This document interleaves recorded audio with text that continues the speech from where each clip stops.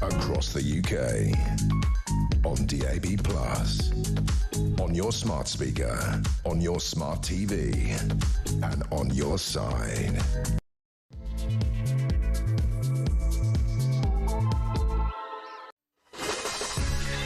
Good morning and welcome to Morning Glory. It's 3 minutes past 6, excuse me, and very good morning and welcome to Wednesday. It is, of course, the new day. It's Wednesday the 16th of July, and quite frankly, this morning, I'm almost speechless about how we're going to start this show, because the story that we're about to unravel for you is so ridiculous, so heinous, so incredible, and so utterly damning of the governments of this country that I scarcely know where to begin.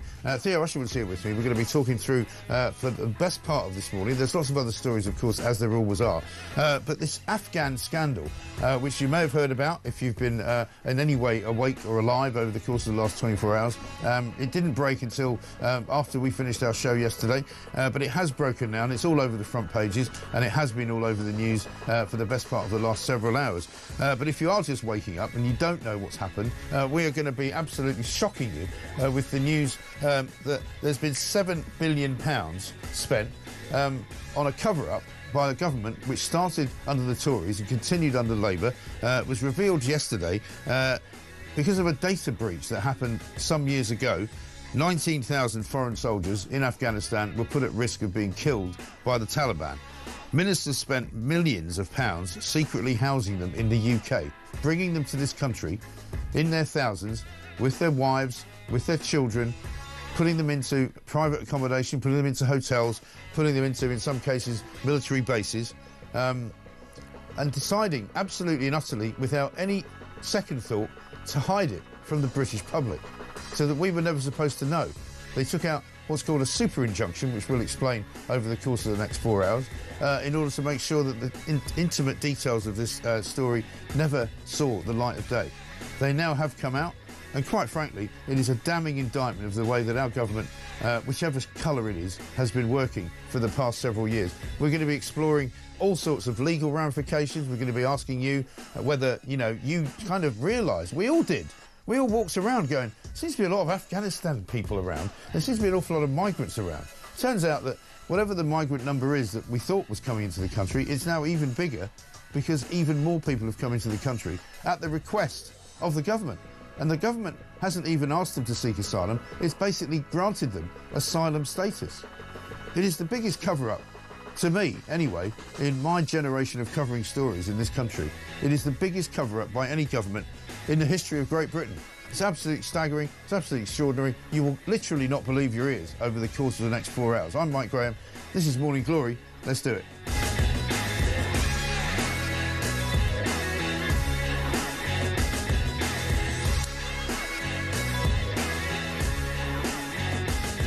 Theo Usherwood is here. Theo, scarcely know where to begin. The Daily Telegraph has got an incredible front page. 7 billion Afghan migrant cover-up. Major data breach put 19,000 foreign soldiers at risk. Ministers spent millions secretly housing them in the UK.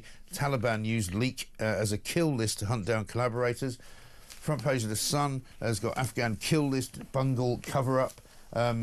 It's just incredible, really, how this story could have been they've tried to keep it secret. UK offers asylum to 24,000 Afghans after email blunder and cover-up cost billions. This is the way the newspaper puts it. For 2 years, Tory and Labour governments have fought to keep fiasco hidden, using an unprecedented super injunction to gag the media and the public amid a covert mass relocation of Afghan citizens to the United Kingdom.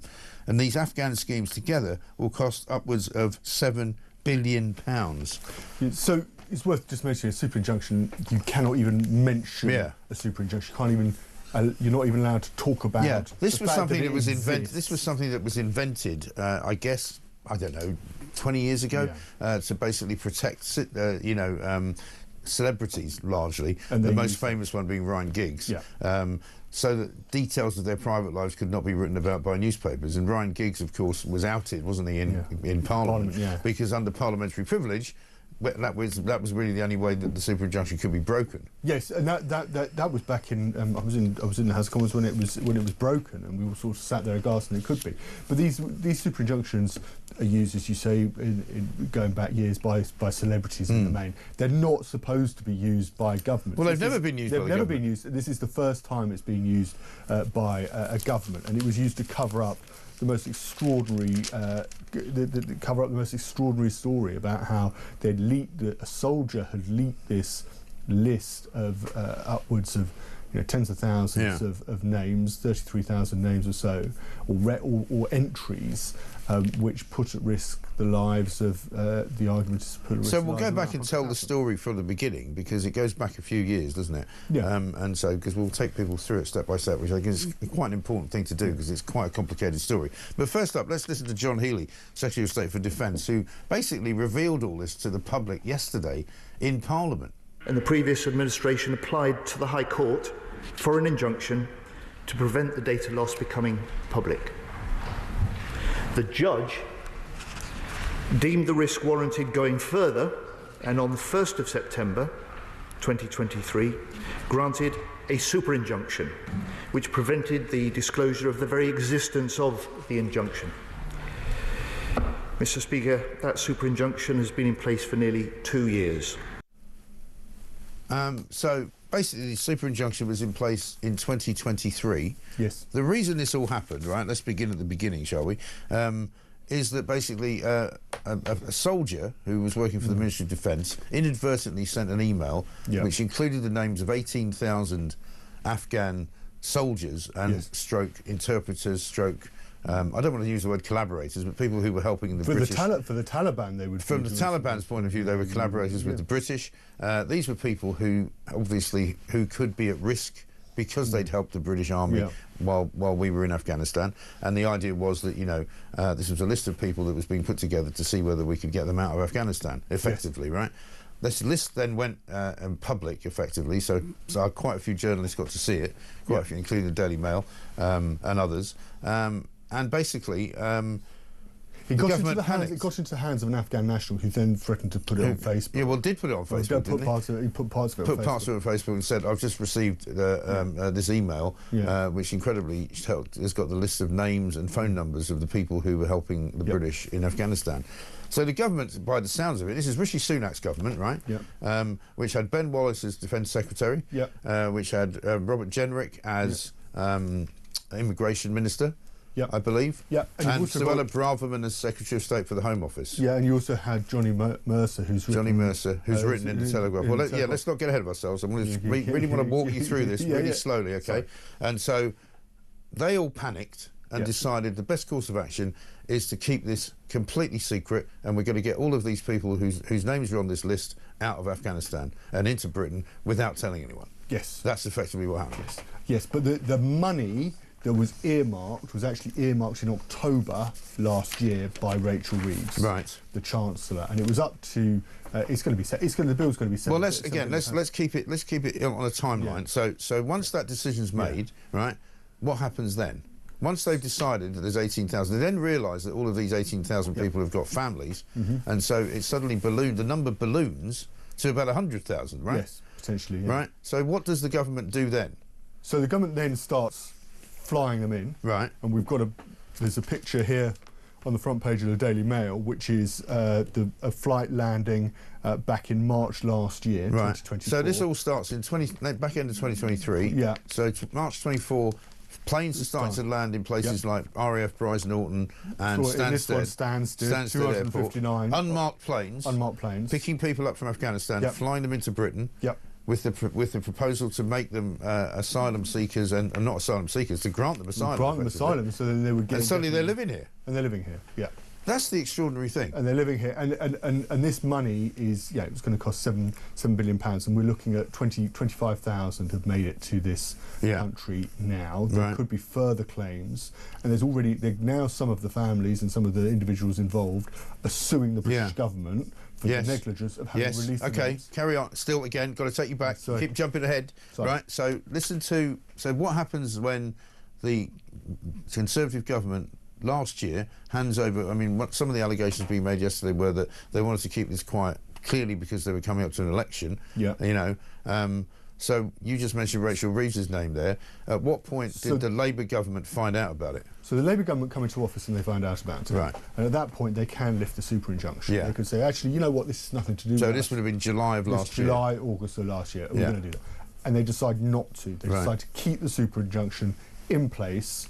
And the argument is that this is from the government's point of, from the Labour government's point of view, is they want to find out the scale of the problem. Yeah. What's revealed, actually, Mike, on page 2 of the Daily Telegraph, is that John Healey, the Defence Secretary, said in a memo seen by the court that, I'm quoting here, political and reputational considerations had been a key factor in informing the government's response. In other words, like, okay, you're saying on the one hand, publicly, they're saying, the government is saying, well, we want to keep this public, we want to keep this secret because we don't want to reveal the names of these individuals and give the Taliban a kill list. But actually what John Healey revealed in this memo was he doesn't want to be embarrassed. Yes. And the government doesn't want to be humiliated about this absolute... Because let's make no mistake, this was a Tory scenario as it began. The most ridiculous conversation ever. I mean, there's some great commentary in the Mail about what the judge actually said when the injunction was first sought back in 2023. And this is the untold story, they call it, of Operation Rubific, and how panic convulsed Whitehall in the summer of 2023, right? But they've got another spread in which the judge says, basically, that when the government proposed the course of action, which was to basically keep this a secret from the British public, he said it was a very, very striking thing, right? This was a behind closed doors hearing in the High Court last November, to consider the unprecedented legal order of a super injunction imposed to prevent the reporting after the Daily Mail discovered the Afghan data breach. So last November, the Labour government was seeking this super injunction, right? This is the first time, they say, a British government has deployed a super injunction, which tends to be used by philandering celebrities to stop stories about their peccadillos from being published. And so for nearly 2 years, the public and MPs have been completely unaware of the scandal of the Afghan data breach and the government's emergency migration scheme costing the taxpayer billions of pounds. And only yesterday, Keir Starmer put out this tweet, right? I'm working day and night to secure our borders, smash the gangs and make Britain a fairer, more secure country. Yeah. Just yesterday. Yeah. Right? It wasn't the day to do it. It really wasn't the day to do it, because Keir Starmer has been complicit, along with Rishi Sunak, along with Robert Jenrick, and along with Ben Wallace, to name but 4, because we don't know who else knew. Yeah. Am I going... They knew that we were importing migrants, giving them houses, granting them citizenship, effectively, to live here for the rest of their lives, with their family, with their children, and they wanted to keep... And their first instinct was to keep it secret from the British public. Yeah, and the judge, and I know you're not partial to liking High Court judges. I don't mind High Court judges. But the judge here, the comments were, "Am I going bonkers?" Those were the words of Mr. Justice Chamberlain when he'd just been told about the bill. And he was the judge who was actually trying to... He just recognised what the government were doing and knew that it was a curtailment, a serious curtailment on freedom of expression, freedom of speech in this country, which we don't have, or we shouldn't have.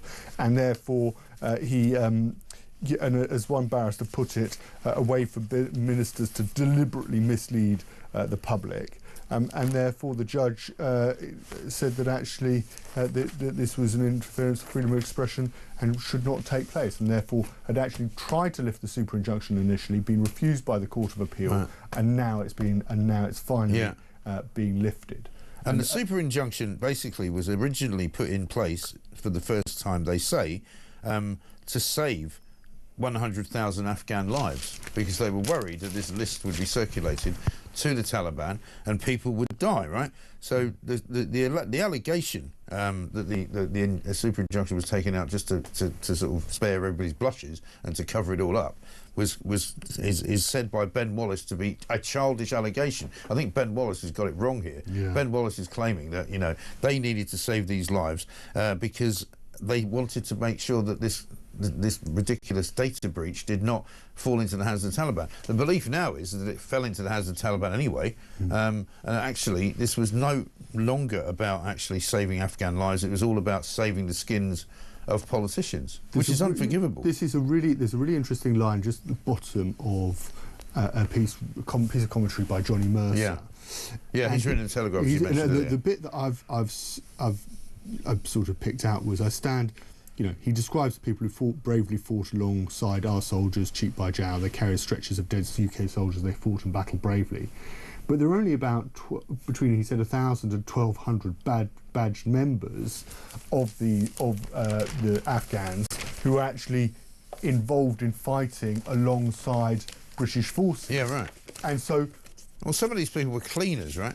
Yeah, and the point is that we're going to end up in it, because this email was sent out, this mistake was made, 25,000, potentially more, coming to this country, as depicted in that picture by the Daily Mail. Well, the picture in the Mail as well, inside, shows a family arriving, right? Their faces are blurred out, but basically it's a father and his wife and 5 children.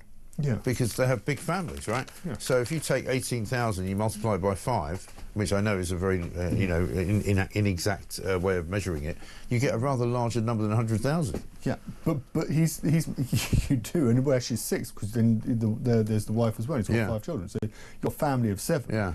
But the point that Johnny Mercer is making is actually, if they, let's just say in a parallel universe, the government had done this correctly.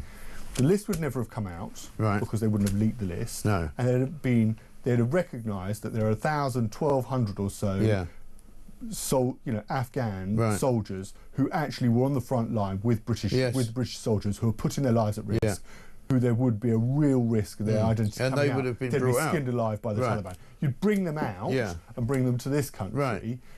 Rather than, but that would be 1,200 as opposed to 24,000. The point, because or even more. Then because the allegation now is that many of the people on the bigger list, the 100,000 list, for example, are made up of an awful lot of people who are making out that they work with the British, but nobody really knows if they did.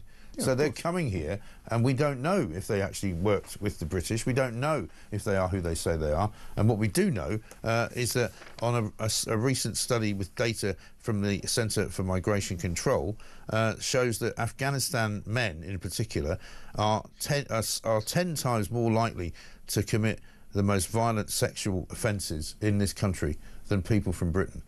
Yeah, that's a figure that came out. In every 10,000 people, 59 Afghans will commit sexual offences. Only 6 British people will. It's really important, Mike, that when we've got the crisis in the English Channel. Yeah, it is a crisis in the English Channel with people coming into this country, and we don't know who they are. Yeah, we're running this scheme in a country where the Taliban now holds the whip hand, is in control. And it's really important, if people are coming from Afghanistan to this country, we know they are the right people. Yeah. If you're fighting alongside British forces, I would make the argument that you should be able to come to this country. But there is a danger that if you've lost control of the situation, it's clearly going by the front page. Which is what's happened. Like has happened here. Which is obviously what's happened. You're then going to be scrabbling around. There shouldn't be a debate about who comes to this country. It should be, have you fought alongside British soldiers? Have you been translating for British soldiers and working with them during the years that they were operating in Afghanistan? And it should be very easy to verify that they should be able to come to this country. Rather now we have this situation where we have literally tens of thousands suddenly, and we don't really know who they all are. We don't really know who they all are. Let's have a look at John Healey talking about how much the cost of this all will be to the taxpayer. I can confirm for this House this afternoon that the total cost of all Afghan relocation schemes to date for those 36,000 Afghans that have been brought to this country is around 2.7 billion. The expected cost over the entire life of those schemes to bring anyone who may subsequently be proved eligible for these schemes is between 5.5 and 6 billion pounds, and that is at least 1.2 billion less because of the policy decisions that I've taken this afternoon. So upwards of £6 billion, according to John Healey. And here's another just wrinkle for people trying to get their heads around that. And I appreciate there's a lot to take in here this morning, ladies and gentlemen, so I apologise for the serious nature of the way we're trying to explain it, but it's very, very complex, and it needs a very, very rigorous explanation. This from the Free Speech Union last night. They've got their hands on a Whitehall briefing note, which was circulated to ministers in September of 2024, 2 months after the Southport murders, right? Noted that the riot hotspots were largely in areas with high numbers of Afghan arrivals. Right? Another briefing sent in July 2025, just days before the injunction was lifted, advised officials to prepare for a backlash in communities facing stretched public services. So one of the reasons why the Labour government, obviously last November, wanted this injunction to be held up and continue was because of what they thought happened in Southport as a result of those horrible murders there. But they're obviously aware of the fact that there are certain communities in this country who have been inundated with Afghan refugees from the war, who have been turned and who have had enough and who are sick to the back teeth of having immigration foisted upon them, which is what we've always said, which once again we've been proven right about. This has been happening on a massive scale that nobody even knew about. Yeah, and there's a I can't quite believe. I literally can't believe it. But what is also just worth bearing in mind, Mike, is that we're going to end up in a situation, of course, where people who are part of this scheme are coming in and they're going to be given the indefinite leave. They'll be given asylum status. They'll be given. They're already been given it, right? Indefinite leave to remain. And there's a story we'll come on to it in a moment, in the Sun, I think, or in the Mail, about the number of migrants claiming universal. Yes. Those who've been given indefinite leave to remain claiming universal credit. It's now up to 1.2 million. Yeah. And it's risen by 100,000 since Labour got in. So what this scheme is not, for your listeners so they understand, it is not the same as a migrant arriving in the English Channel. They are that much further ahead because they've come through this scheme. So many of them are already living in houses supplied to them by the government at taxpayers' expense. Why do you think it's costing £6 billion? It's just incredible. This from John in Hampshire. Morning, Mike and Theo. Great show. I honestly can't believe my ears. What a scandal. This sneaky government system have only chosen to release the information now because Parliament is about to go into its summer recess and they think the public will forget by September. Do they think we're all idiots? Well, I think they are genuinely worried that there will be some kind of civil unrest as a result of this, because people are already at their wits' end with the migration crisis and the problem that is going on in this country.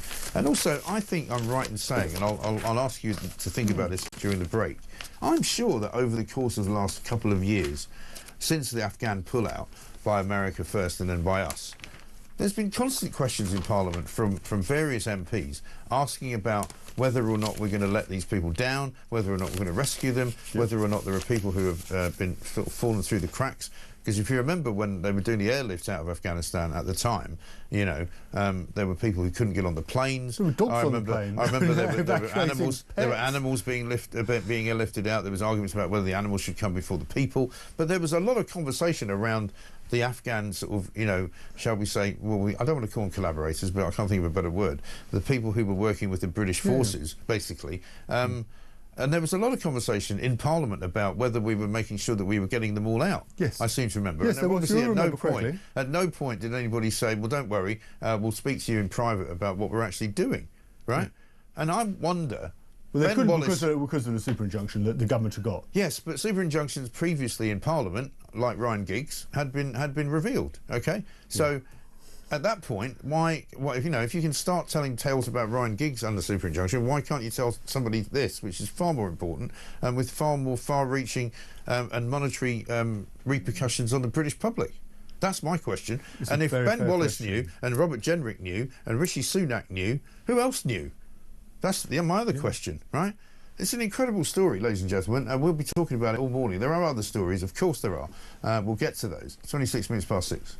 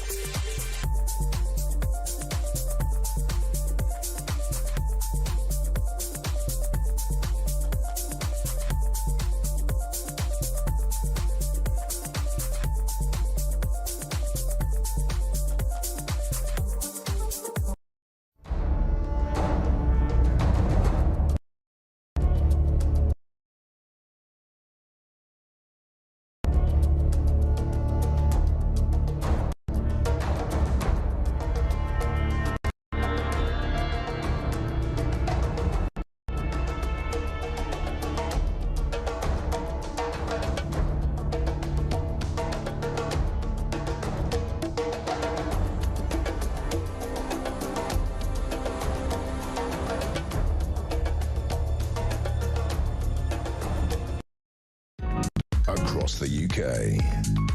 On DAB+, on your smart speaker, on your smart TV, and on your side. This is Talk.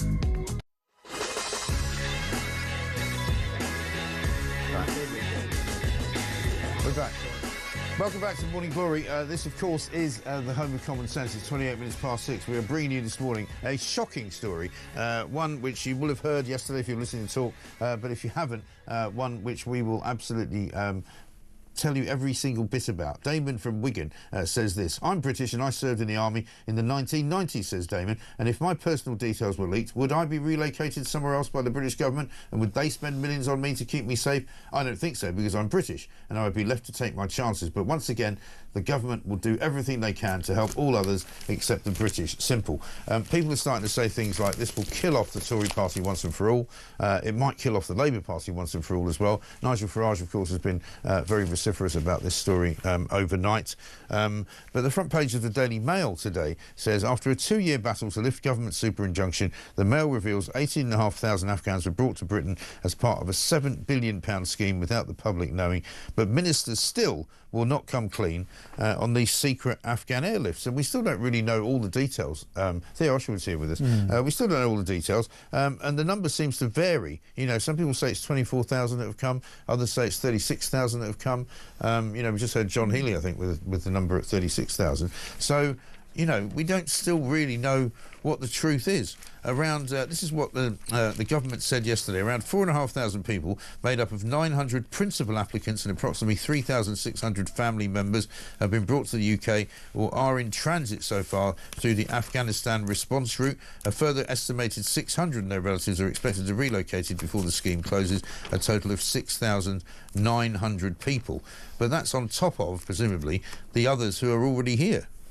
Yes, right? And it's worth just mentioning that you to Damon's point, who texted in, yeah, he's making a point about British soldiers. The government's currently in the process, Mike, of bringing forward a new law which is going to lift the immunity that was given to British forces operating in Northern Ireland. Yeah. And actually you're going to have special forces soldiers, retired veterans who worked in Northern Ireland, who were guaranteed immunity, who are suddenly now going to find themselves facing prosecution because that immunity is going to Although have been I'm told that, lifted. that because of so much opposition to that, not least from David Davis, who spoke in Parliament the other day, but also from many people who we've spoken to on this show as well. And we had Phil Campion in yesterday, who was talking about it. Hugh Andre, of course, who runs We Served, he was also talking about it as well. And Al Carnes, who is the Defence Minister, has offered his resignation, frankly, if it all goes through. And so I'm told that it may be that the government will soften their stance a little bit on that. I'm not sure, but you know, there's a chance that they might. I think after this, you'd have to hope so. But of course, it's worth reminding you that you've got Lord Hermer, Richard Hermer. You know, he's going to have to sit down, take a back seat, because if he starts raising his head on this one, he's going to get it chopped off. I can tell you that. Yeah. And I mean, metaphorically speaking, of course.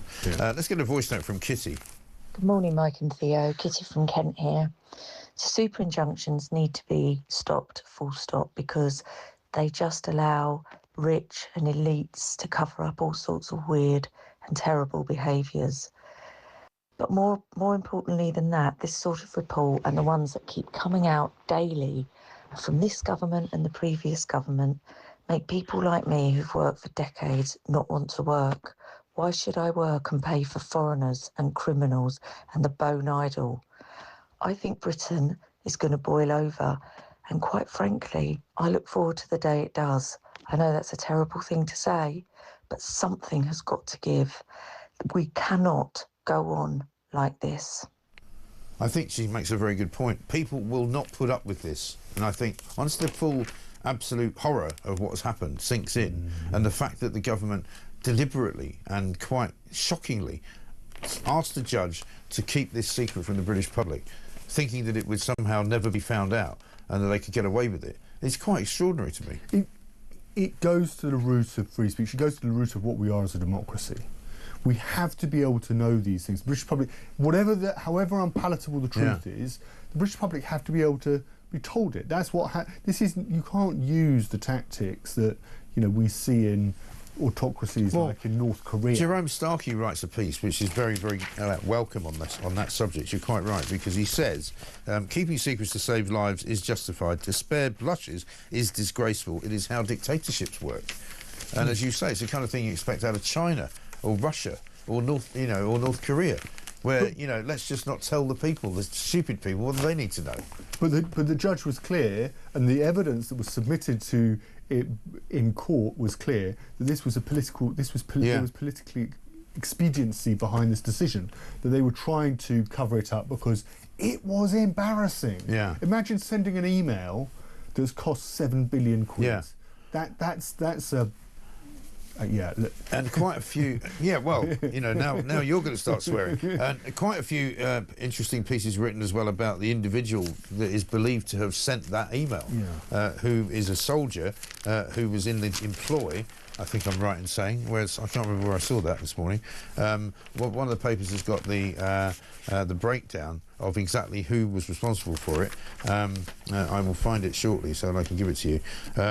But it's an extraordinary. There's a write-through on 6 and 7 of the Mail. Yeah. It began with a simple yet devastating blunder by a British soldier who pressed send on an email containing the confidential database. At a stroke, 100,000 Afghans were put at risk of death. The British government's were also officials were also exposed as their details were on it too. Yes, there's a piece somewhere, and I'm sorry I can't find it to you right away. It might be in the Times, where they actually identify who they think it was and who he was working for, which is rather good as well.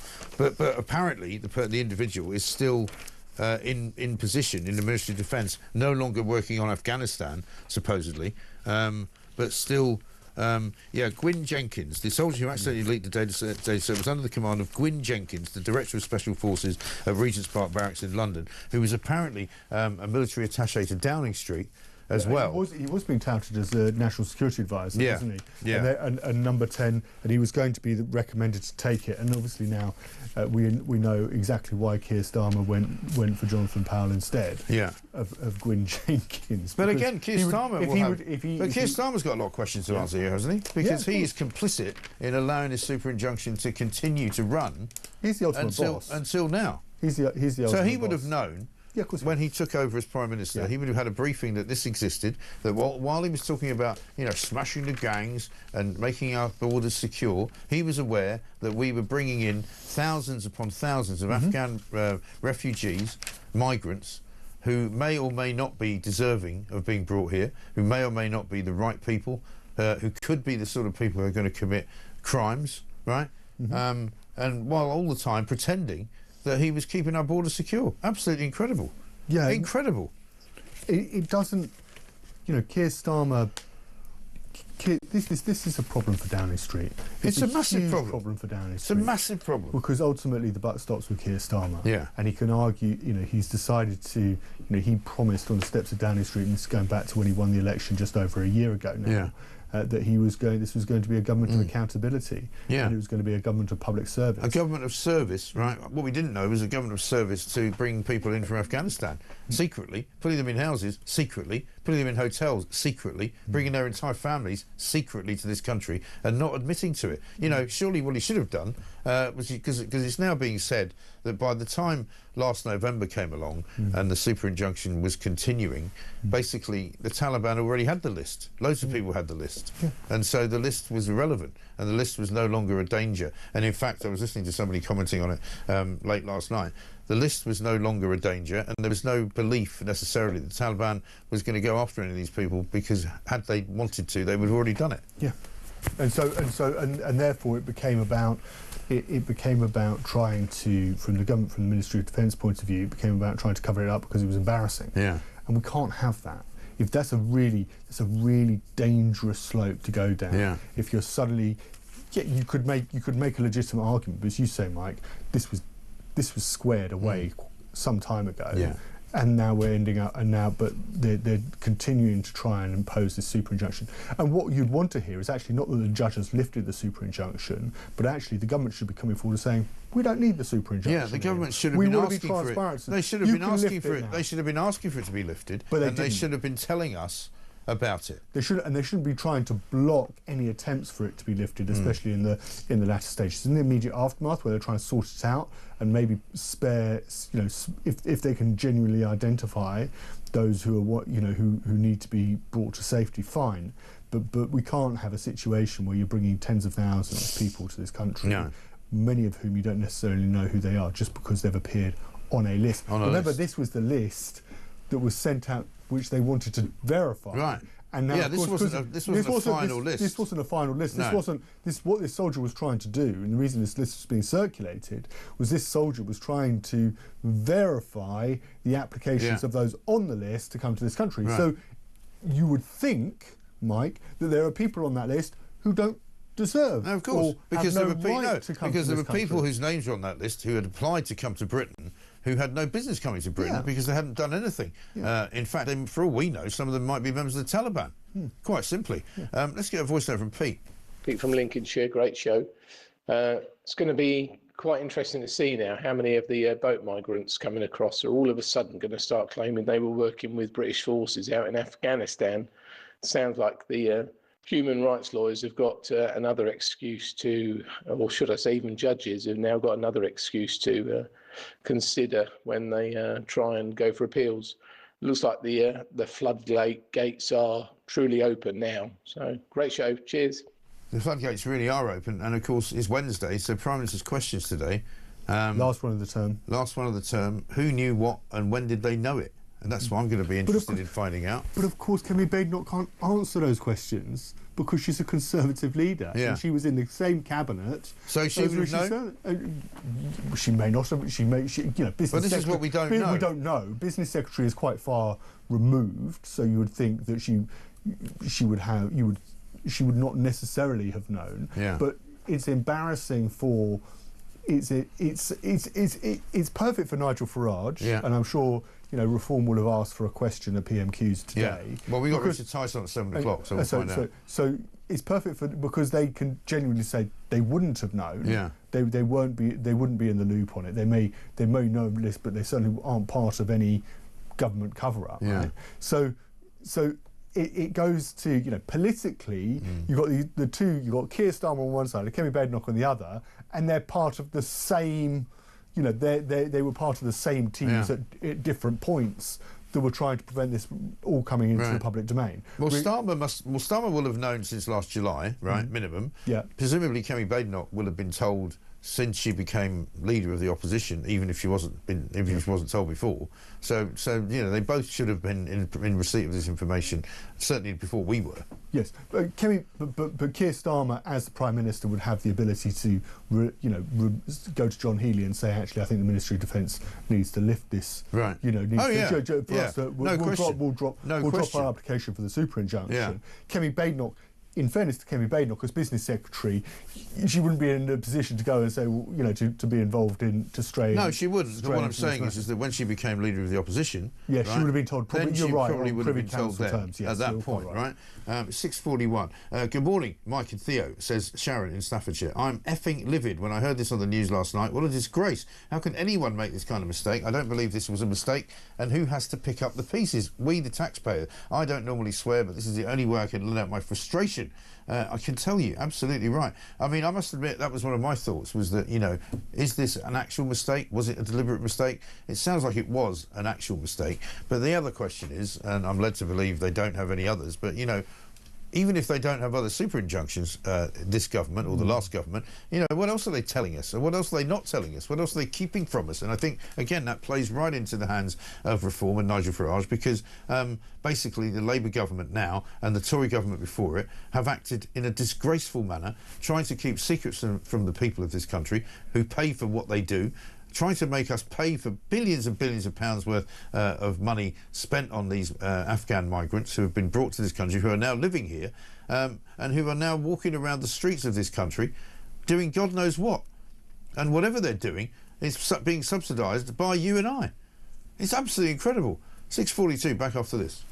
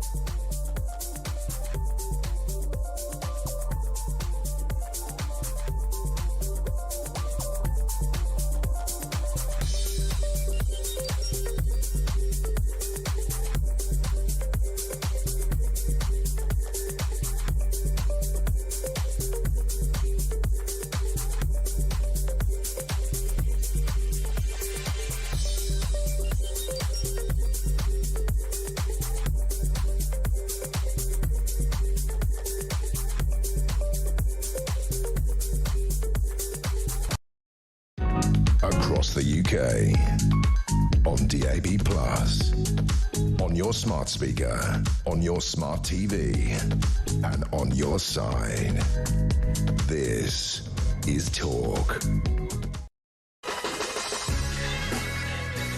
Welcome back to Morning Glory. I'm Mike Graham, 6:44, and this, of course, is the home of common sense. Good morning, Mike, says Terry. This scandal will finish off the Tories and Labour. Trust in politicians has gone down the gurgler. And Glenn from Leeds says the same. I think this is really the nail in the coffin for Labour and the Tories. The constant lies and never answering a question. We have had enough. This super injunction will only spur on Reform UK, and I hate to say this, Corbyn's new party will too. The legacy parties are going to have to start to listen to us. I think that's right. Let's get a voice note from James. Morning, Mike. James from Blackburn. I actually messaged the show a few weeks back and voice noted you about this because weeks ago there was a hotel near us that got turned into housing, and it said it was housing Afghans. And I was like, why would it need to house Afghans all of a sudden who helped us during the war, who needed rehoming when the war was 18 years ago? So I don't know what the hell's going on in this country, mate, but we're bloody knackered. Well, we've got lots of coverage this morning of all sorts of different things, including a clash outside of a hotel in Essex this morning, in the Bell Hotel in Epping. Police battle to contain chaos outside as loads of anti-racism demonstrators clashed with anti-immigration campaigners because the venue was supposedly housing an African asylum seeker who was accused of committing 3 sexual assaults 8 days after allegedly arriving in the UK illegally by boat. I mean, this is a tinderbox in this country now because we've been getting calls from people for the last several years saying, you know, I was about to have my 65th, anniversary birthday party, my retirement party in a hotel. They've just rung and said it's cancelled because the hotel has now been taken over by illegal migrants. People saying that they couldn't do their wedding there. This is all over the country. You know, hotels in Kent, hotels in Yorkshire, hotels in Lancashire. You know, we were going to have a leavers party for work. Can't have it because the hotels have been taken over.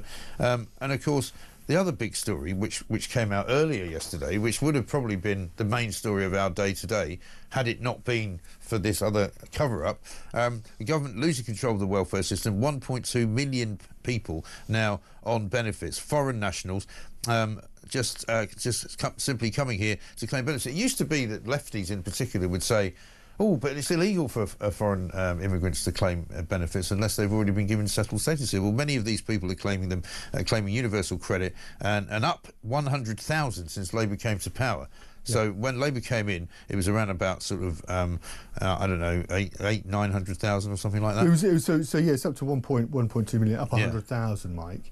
But this is because actually when you arrive in this country and your claim is being processed, you can't claim universal credit, and that's why we've seen the Sun's exposed it, hasn't it? All of those people working illegally on the black market for those delivery companies, because they just want to earn the extra cash and they can't, and using proxy accounts. They can't get benefits per se, but they're getting benefits obviously because they're getting a free place to live, and they're getting cash as well to spend money on. And then they're topping it up by going and delivering your pizza and your Chinese takeaway on a Friday evening. Right.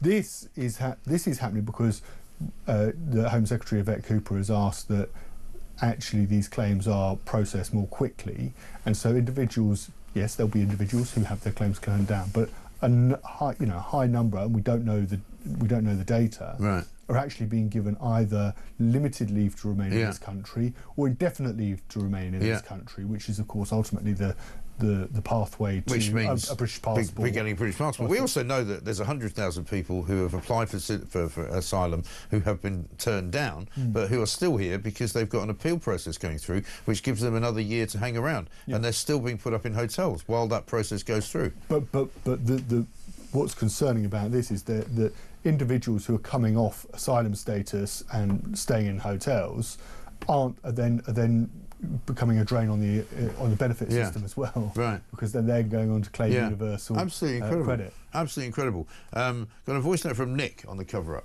Every morning I wake up and think, well, today we surely can't be confronted with even more examples of the lies and duplicity of our political masters. And then, Mike, I turn your show on, and lo and behold, there it is, stark in the daylight.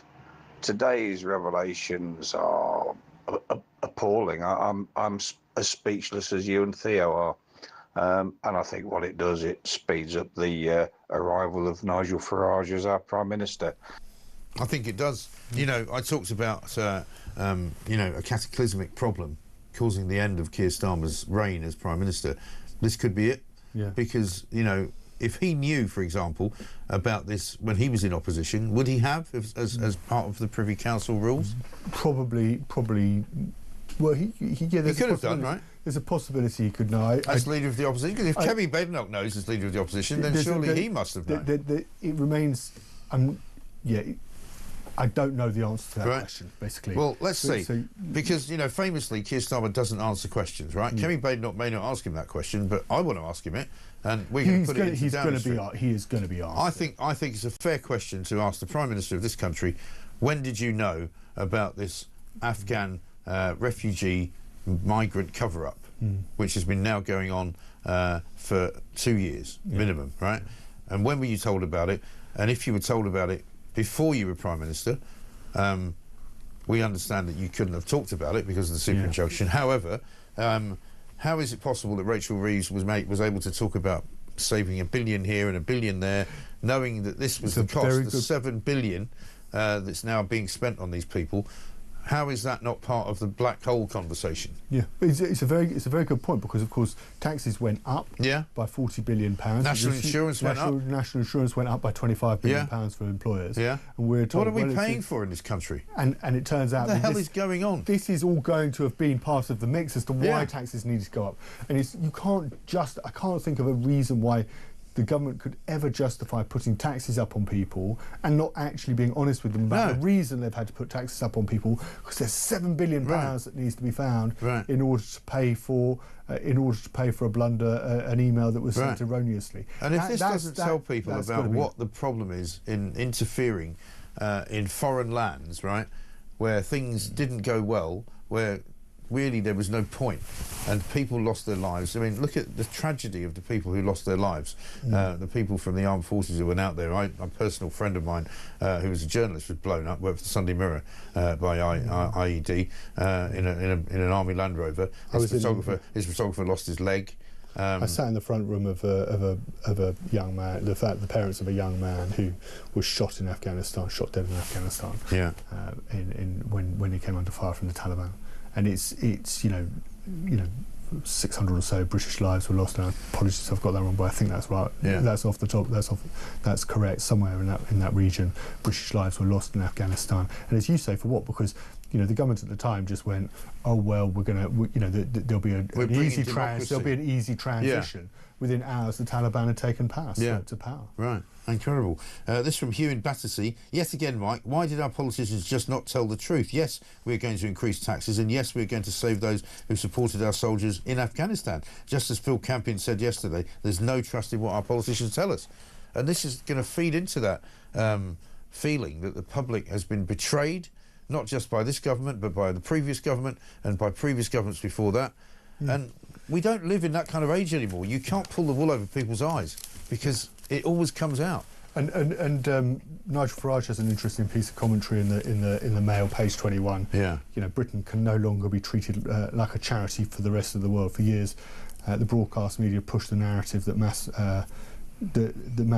migration is a net benefit. Skilled migrants, we've long been told, will assimilate, strengthen our economy and drive innovation. What we've seen instead has been very different. Yeah. And it's a good piece, actually. Yeah, great piece. Instead, we've now got Britain as a sort of, satellite country of Afghanistan.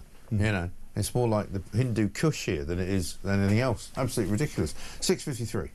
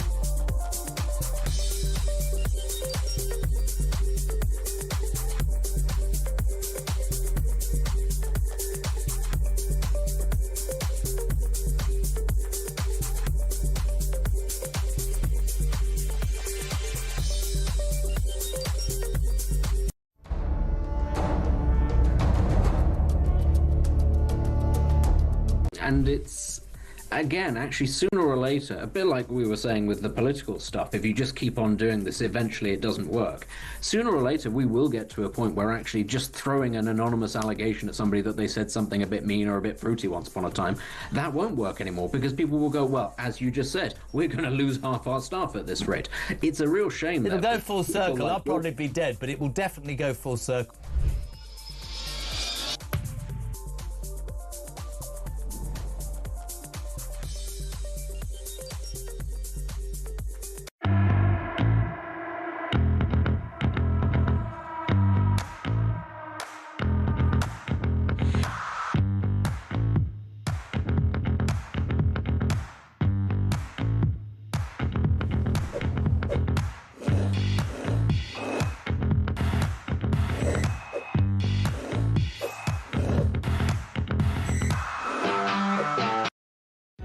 Across the UK, on DAB+, on your smart speaker, on your smart TV, and on your side. This is Talk. Welcome back to Morning Glory. It's 6:55. We're almost up for the first hour. Theo Rushwood, thank you very much indeed for helping us get through this story. There's so much to do, so much to talk about. So many of you want to talk to me, and we will get you all on. We will hear from all of you. But one other story that we're going to mention before 7 o'clock, when Richard Tice is going to come on. Rachel Reeves last night speaking at Mansion House, which is, you know, a big set-piece speech where she was going to talk about destroying all the red tape in the city. She was going to talk about making mortgages easy for people to get. Nothing particularly dramatic, I don't think, but we've got a little clip of her talking about recently going to school. Recently, on a visit to a primary school, a young girl said to me, "If you could have any job in the world, what would it be?" Now, given the events of the last few weeks, I suspect many of you would have sympathised if I had said anything but the Chancellor, but I didn't, because I am proud to stand here tonight and address you for a second time at Mansion House as the Chancellor of the Exchequer. OK then. Well, unfortunately, everybody else would be hoping that you'd take another job as well, rather than do that. But surging debt gives reason to worry, on page 15 of the Daily Mail. This is from Richard Hughes, Chairman of the Office of Budget Responsibility, the place that Rachel Reeves relies upon so much for their, you know... they don't like them now. No, they don't like them now, but they used to rely on them for all of their predictions, right? Yeah. He's now saying the debt part has ratcheted up and up over time, and he says basically that while there is no hard and fast level of debt at which government should start to worry, if you look at the recent past, you've seen governments get themselves into trouble at lower levels of debt than the UK has at the moment. Yeah. So, I mean, our level of debt is ridiculous. And he out also of control. He said there was also, you know, the idea of raising taxes. There's very little room, very little scope to do it. Yeah.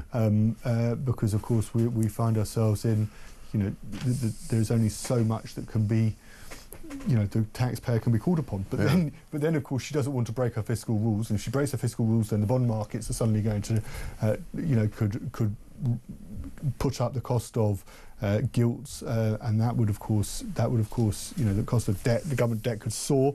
Doesn't want to cut spending because Labour backbenchers won't let her cut spending. She tried to cut £5 billion from the welfare bill. She's fast getting herself boxed into a very tight corner out of which there is going to be no escape. And this £7 billion cost of the Afghan, you know, rescue deal is not going to help, is it? Because I've got this from Justin, and this question I think has been asked already by several people. £7 billion for 24,000 Afghans is £300,000 each. How the hell can it cost £300,000? It's a good question, and it has been asked because I think it was asked in Parliament yesterday, initially, as to how they've come about these numbers.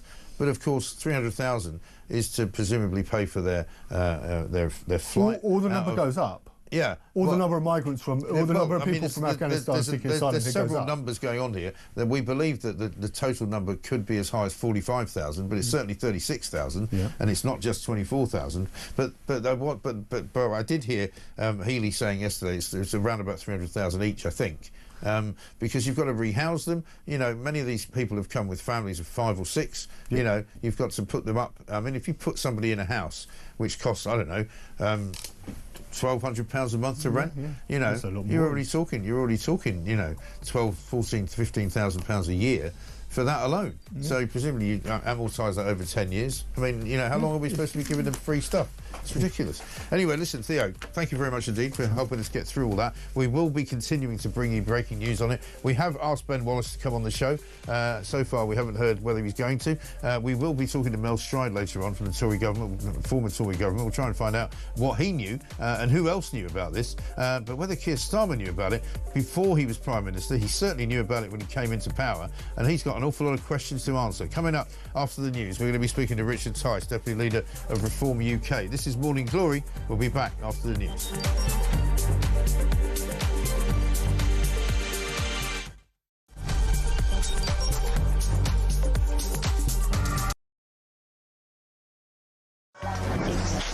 Five, four, three, two, one. Yay! 8722, start your message with the word talk. Who would you send to space and why? The person I would love to send to space would be Mr. Keir Starmer. And then I would tell the Galactic Empire that he was part of the Rebel Alliance and let them blow him away with the Death Star.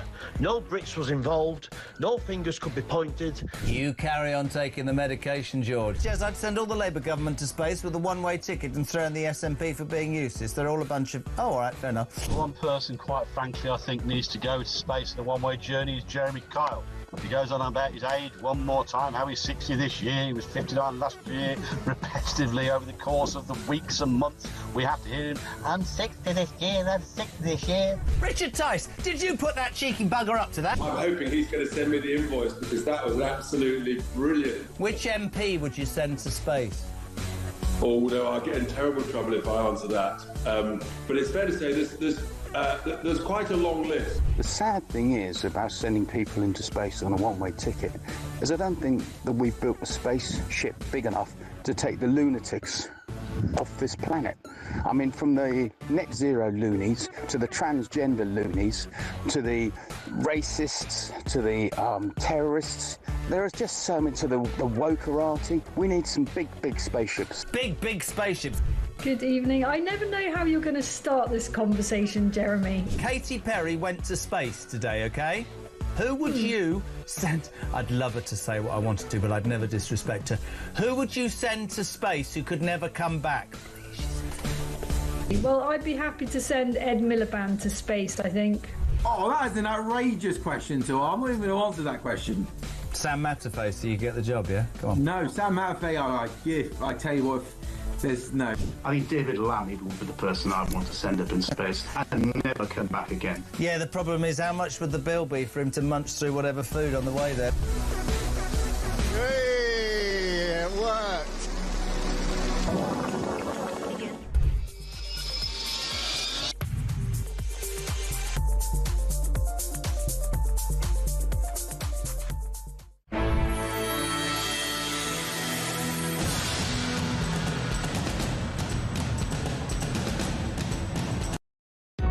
Across the UK, on DAB+, on your smart speaker, on your smart TV, and on your side.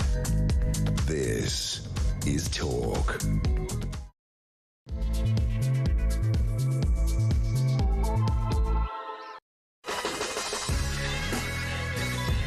Good morning and welcome to Morning Glory. It's 7:03. The sun is shining outside, but I tell you what, there's not much room for happiness this morning. There's not much room for positivity, particularly when it comes to this government, because it turns out that we've been lied to, single-handedly misled. We have been absolutely and utterly treated like dirt. Not just by this government, but by the last government as well. Rishi Sunak, we're going to talk about Suella Braverman, we're going to talk about Ben Wallace, we're going to talk about Robert Jenrick. Those four Tories alone, and possibly others, Jeremy Hunt possibly included, all knew that there was a super injunction in place which was preventing us, the public of Great Britain, the voters of Great Britain, the taxpayers of Great Britain, knowing what was actually being done in our name, with our money, flying thousands of Afghans out of Afghanistan after Afghanistan fell to the Taliban, bringing them all back to Britain, putting them up in hotels, putting them up in houses, bringing their wives, bringing their children, putting them in very, very happy situations in a country like this, where we were all very, very sure that immigration was crippling our economy. £7 billion has been the price of it. Yesterday, John Healey, the Secretary of State for Defence, got up in Parliament and confessed that finally the public should have a right to know what happened.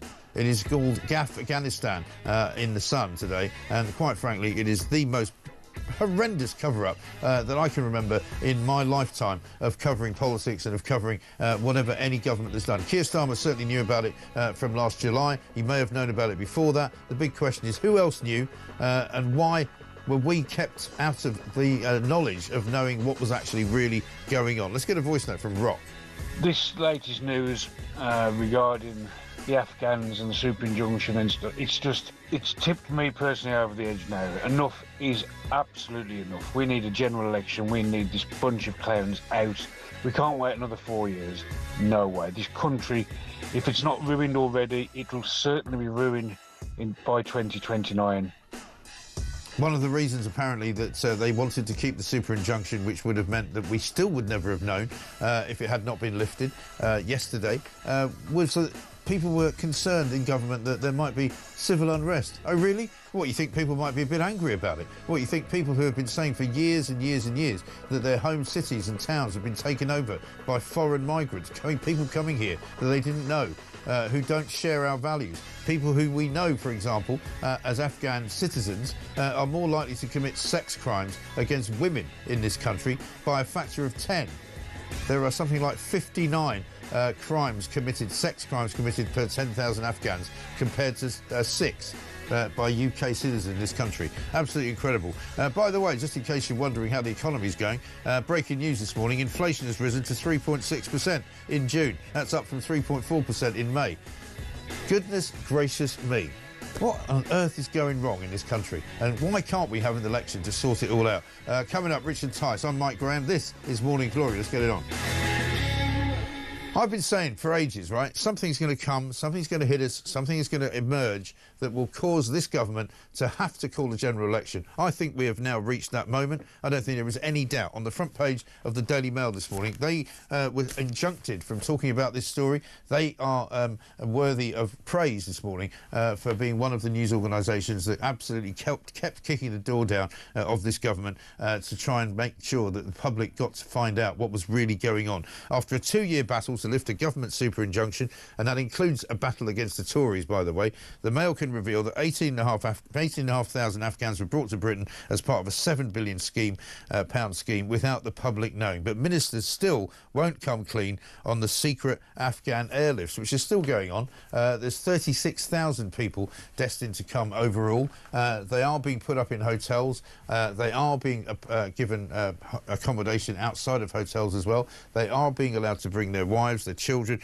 Many Afghan families, of course, many children, 5, 6, 7 children each. It's an astonishing story. It's quite breathtaking what the people who run this country think they can get away with. Let's talk to Richard Tice, Deputy Leader of Reform UK. Richard, very good morning to you. I don't know about you. I've never, ever seen anything like this. This is shocking, absolutely ghastly misrepresentation, dishonesty. The fact that this government have tried to keep this secret since they got in July, and the previous government, the Tories, kept it secret for 2 years, astonishes me. Morning, Mike. Well, you've been in the game of journalism for decades, and for you to say you've never seen anything like it, I think highlights the gravity of what we're talking about. Let's be clear. This is about cover-up. It's about deception. It's about misleading the British people. It's about lying to us. It's about treating us as fools. It is completely and utterly unacceptable. And we should be under no illusion. Had this come out whilst the Tories were still in power, it would have triggered the fall of the government. I have no doubt whatsoever about that. If it had come out just before the election, as was being talked about last sort of spring, then I suspect the Tories would have got 20 seats, not 120 seats. So angry would the British people have been at the ballot box. But we now know, and credit to the Daily Mail for clearly having been battling on this 4 years, the numbers in page 2, I think it is, of the Daily Mail, by a statement of truth read to the High Court last month. So I think this is the closest we're going to get to some accuracy as we speak. shows that 16,156 have already been relocated from Afghanistan to the UK. A further 6,500 are being processed. And get this, another batch of 21,300 are eligible and are expected to be coming. So that is around, that is 42,500 Afghans. Yeah. The British government, the establishment, the MOD, the Home Office, they didn't want to tell us about. They just thought we could be lied to and deceived for decades to come. It's unbelievable. And there needs to be a wholesale clear out of these people. And I'm sorry, but people like some of the former Tory ministers, including Sir Ben Wallace, who has written an article for The Telegraph saying, "Je ne regrette rien." Yeah. Well, incredibly, I read his piece last night, and he basically called people who were saying it was a cover-up childish. You know, he maintains that this was all done for the safety of people in Afghanistan, which is plainly rubbish. Sir Ben Wallace he's just got this completely and utterly wrong. Yeah. This was a cover-up of the greatest possible proportions, and many Tory ministers were at the heart of it. And we now know that many Labour ministers have been at the heart of this since last autumn. And when Rachel Reeves bangs on about a £22 billion black hole, it now turns out that £7 billion of that may well have been for this Afghan cover-up. So we can't pay $1.5 billion of winter fuel allowance to our own British pensioners who are freezing, but we can pay £7 billion to bring a bunch of Afghans over. And let me be absolutely clear, and I know this will get me in terrible trouble, but of that 42,500 number that I've just read out, it turns out when you really dig into what's in the newspapers, they reckon there are about 12 to 1,500 brave Afghan special forces who fought alongside our own special forces. They're the ones who should have been brought out years and years ago, way before the withdrawal from Afghanistan. And literally tens of thousands of the rest of them have been chancing their arm, claiming some spurious affiliation to the British forces in order to get a better life over here. Yeah. In a sense, we can't blame them for that. Why wouldn't you? Life in the UK at the taxpayer's expense is better than life under the Taliban.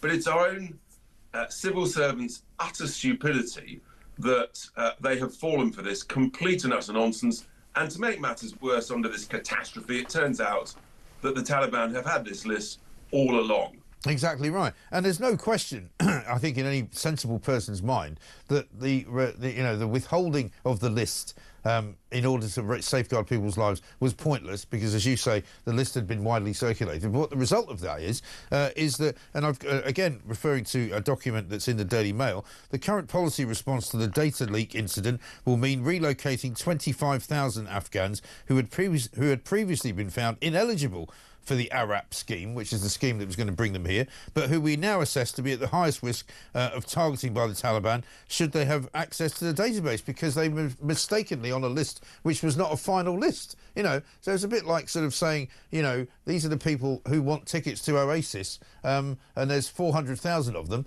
but only 100,000 of them are actually going to go.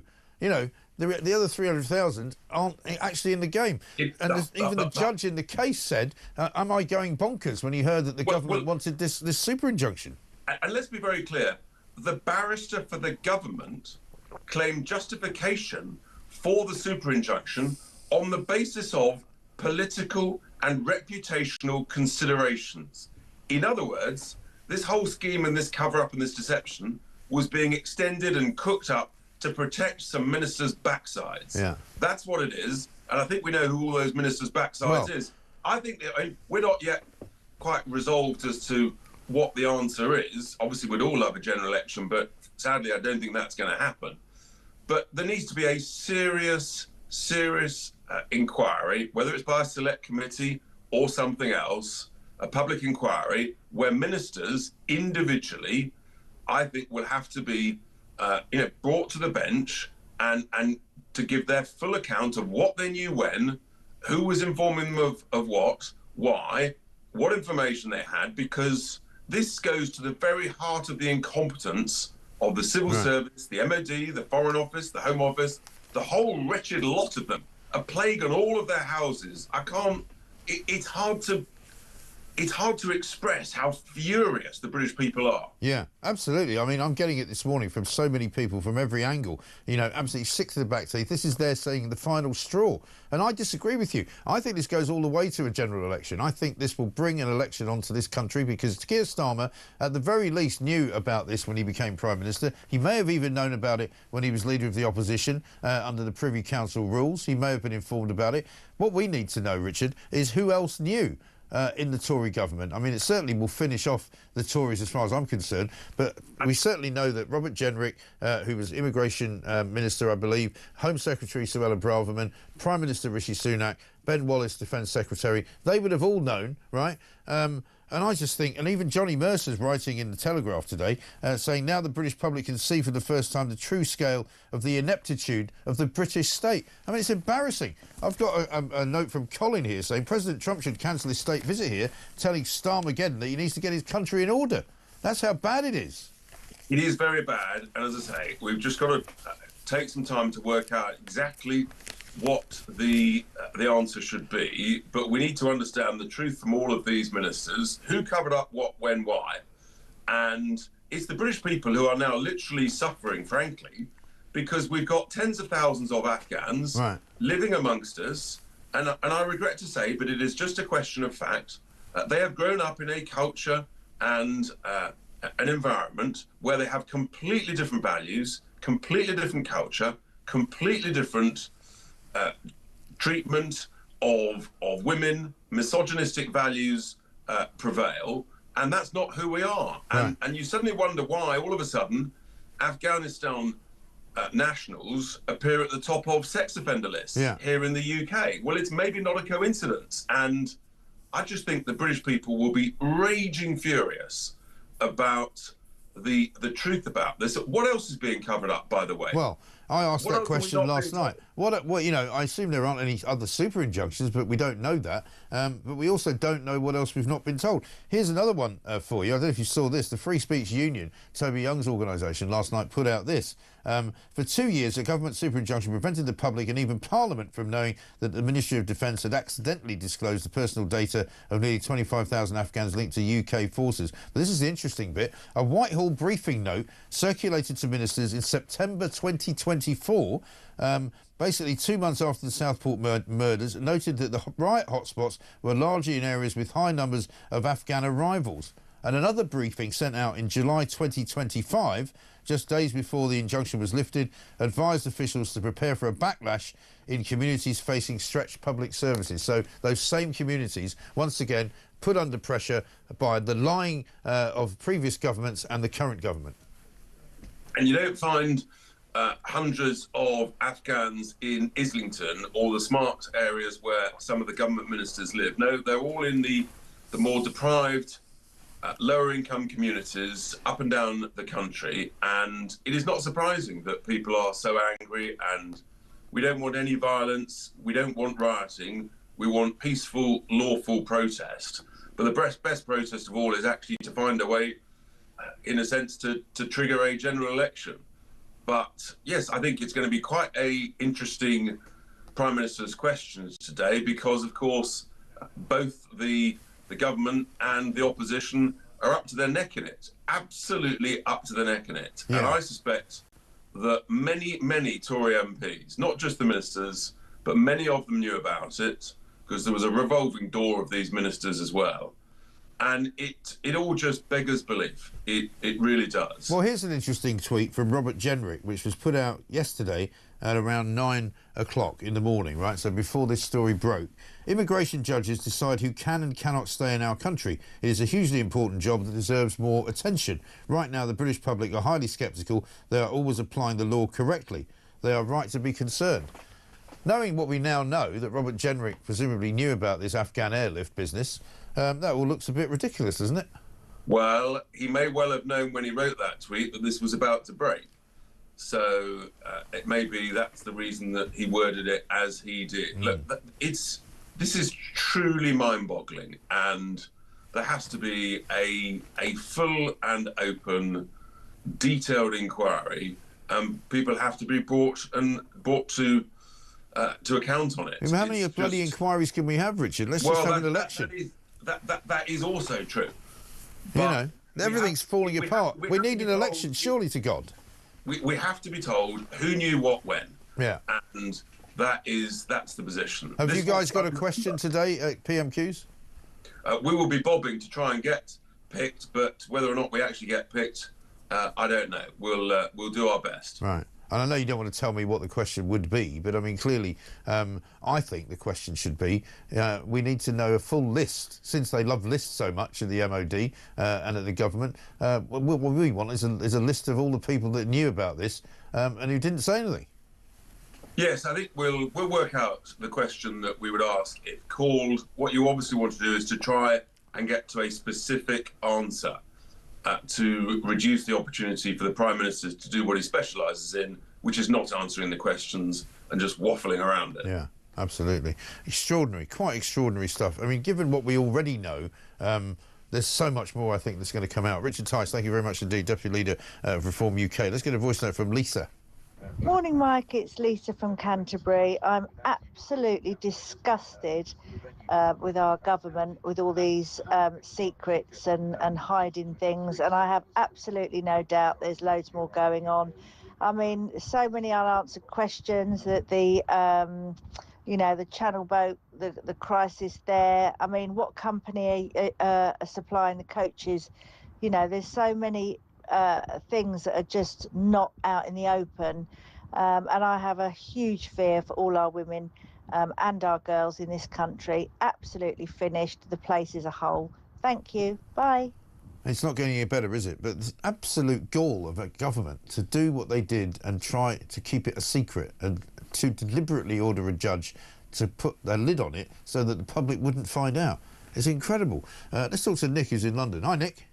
Oh, hello, Mike. Morning. What I don't get is why the super injunction was there. I mean, it is a perfectly reasonable thing for the government to say, we as the government made a mistake and people's lives are in a jeopardy as a result. So therefore, the government have some responsibility towards them to look after them. That is a perfectly reasonable thing to do. So why the super injunction? Well, so it's not just who, when, and where. It's also why. Yes. No, I get your point there, because you're quite right. Why would they have to cover up the fact that they'd put people's lives at risk when those people's lives were already put at risk? They wanted to cover up the fact that they'd made the mistake. I think that's where we are. I'll be interested to find out why. And I had time for Ben Wallace. I really did. I'm not so sure now. He needs to come on. Yeah, he really needs to come on. He needs to explain himself. He's got it, as Richard Tice said, very wrong. Nick, thanks very much indeed. He's got it completely wrong when he says, basically, that he actually thinks that there's no apology required because applying the injunction, blocking the reporting, was all about saving the lives of the Afghan people. And he says anyone who calls it a cover-up is childish. Well, I think childish is a very bad and unfortunate choice of words, Sir Ben Wallace, and I think what you should do is come on this show and actually tell us exactly why you think you're right and we think that you're wrong. This is Talk.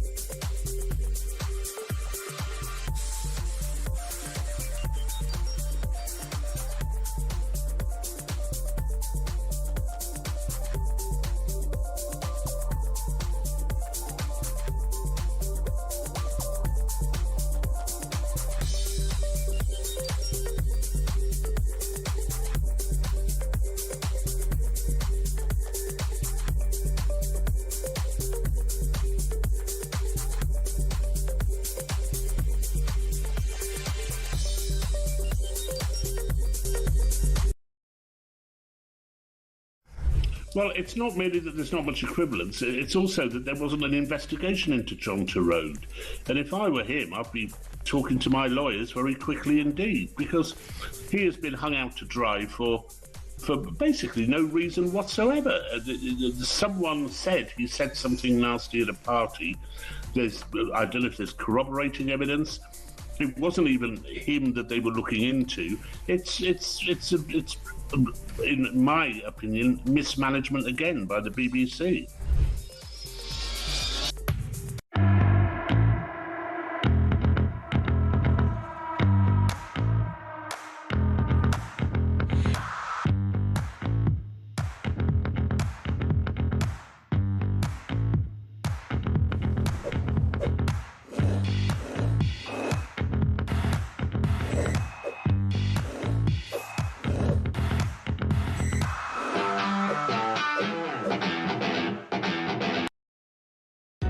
Across the UK, on DAB+, on your smart speaker, on your smart TV, and on your side. This is Talk. Welcome back to Morning Glory, 7:25. I'm Mike Graham. Surely this withholding of the Afghan scandal to the electorate makes the last general election invalid, says Jeff. He says a material fact that could have influenced the result. Also, did Starmer, as leader of the opposition, know about it? I think that's a very good question, and I think that's a very good point. You know, perhaps the general election should be considered null and void as a result of the fact that this particular very, very serious piece of information and very incredibly, potent, shall we say, and dangerous piece of information was withheld from the public. I think you make a really good point. Andy says this from Morecambe. Mike, the government knew how much all this was costing, but they still gave £18 billion to give away for the sale of the Chagos Islands. Absolutely unbelievable. I know. And Cliff says this. Is it 42,000 in, 42,000 out now? Is that the rule? Let's get a voice note from Phil. The lack of transparency now in government, not answering questions in PMQs, super injunctions. This super injunction regarding the Afghan affair is treasonous, and something needs to be done about it. Just general lack of transparency, lack of trust in the British people. It's got to stop. It's absolutely disgusting. It really is, yeah. Phil, I couldn't agree with you more. Let's talk to Sean Bell, military analyst and former RAF fighter pilot, served 3 tours in Afghanistan. First up, Sean, very good morning to you. Morning, Mike. How are you doing this morning? Yeah, I'm good. I'm shocked, really. I mean, you know, I'm not very easily shocked, but the pure detail that's come out in the papers this morning about what happened here, how it all happened, the bungle by the Ministry of Defence soldier, the release of the email, which should never have been seen by anybody, really. The fact that the government then tried to completely cover it up. I mean, I'm almost speechless, which for me is unusual. Yeah, I mean, I think we've got to strip back away from the rhetoric a little bit. I mean, this, you'll recall in August of 21, I think it was the end of 20 years of our time in Afghanistan. As you say, I did 3 tours there. It was the 3rd poorest country in the world. And of course, there was a rather ignominious end, if you remember. Yeah. And one of the successes we had when we were in Afghanistan, we didn't speak the language, we didn't understand the culture. We needed a lot of help from interpreters and from locals. And of course, that put them in a very difficult position with regard to the Taliban. And there were lots of conversations that happened that were about how do we guarantee their security when ultimately the UK leaves. And of course, they left in a hurry. That left a lot of people very vulnerable. And there's been, ever since then, there's been a route to try and relocate those highest risk. Of course, once this leak happened, which was appalling, back in February 22, that left the government in a really difficult position, because if you do allow those lists to be published, all of a sudden the Taliban has a direct access to go and seek revenge against these people. I think it put the government in a really difficult position. I'm not there to judge whether it was right or wrong what they did. What I do know is that the impact has been about 7 billion, I think, so far of spending. And the big thing is that about 30,000 or 36,000, I think, Afghans have been relocated, because it's not just them, it's their families. Yeah, but the problem is though, Sean, is that the list that was released was in fact an incomplete list. It was a list of people who were claiming that they had worked with the government, and the process was then supposed to be happening of whether to prove that those people were in fact people that deserved to come to Britain. I remember those conversations being held. I remember MPs asking questions in Parliament about how can we safeguard the people that helped us, but how can we also make sure that some of the people people who are claiming that they helped us actually did help us, because there was a lot of conversations about records being lost. I remember a lot of conversations about people applying for asylum, but they didn't have their military papers because they'd lost them. You know, it wasn't as if it was a secret that this was all going on. But what the troubling thing for a lot of people now is that the numbers of Afghans coming here is far and away bigger than the number who would have been helping us. And that includes their families.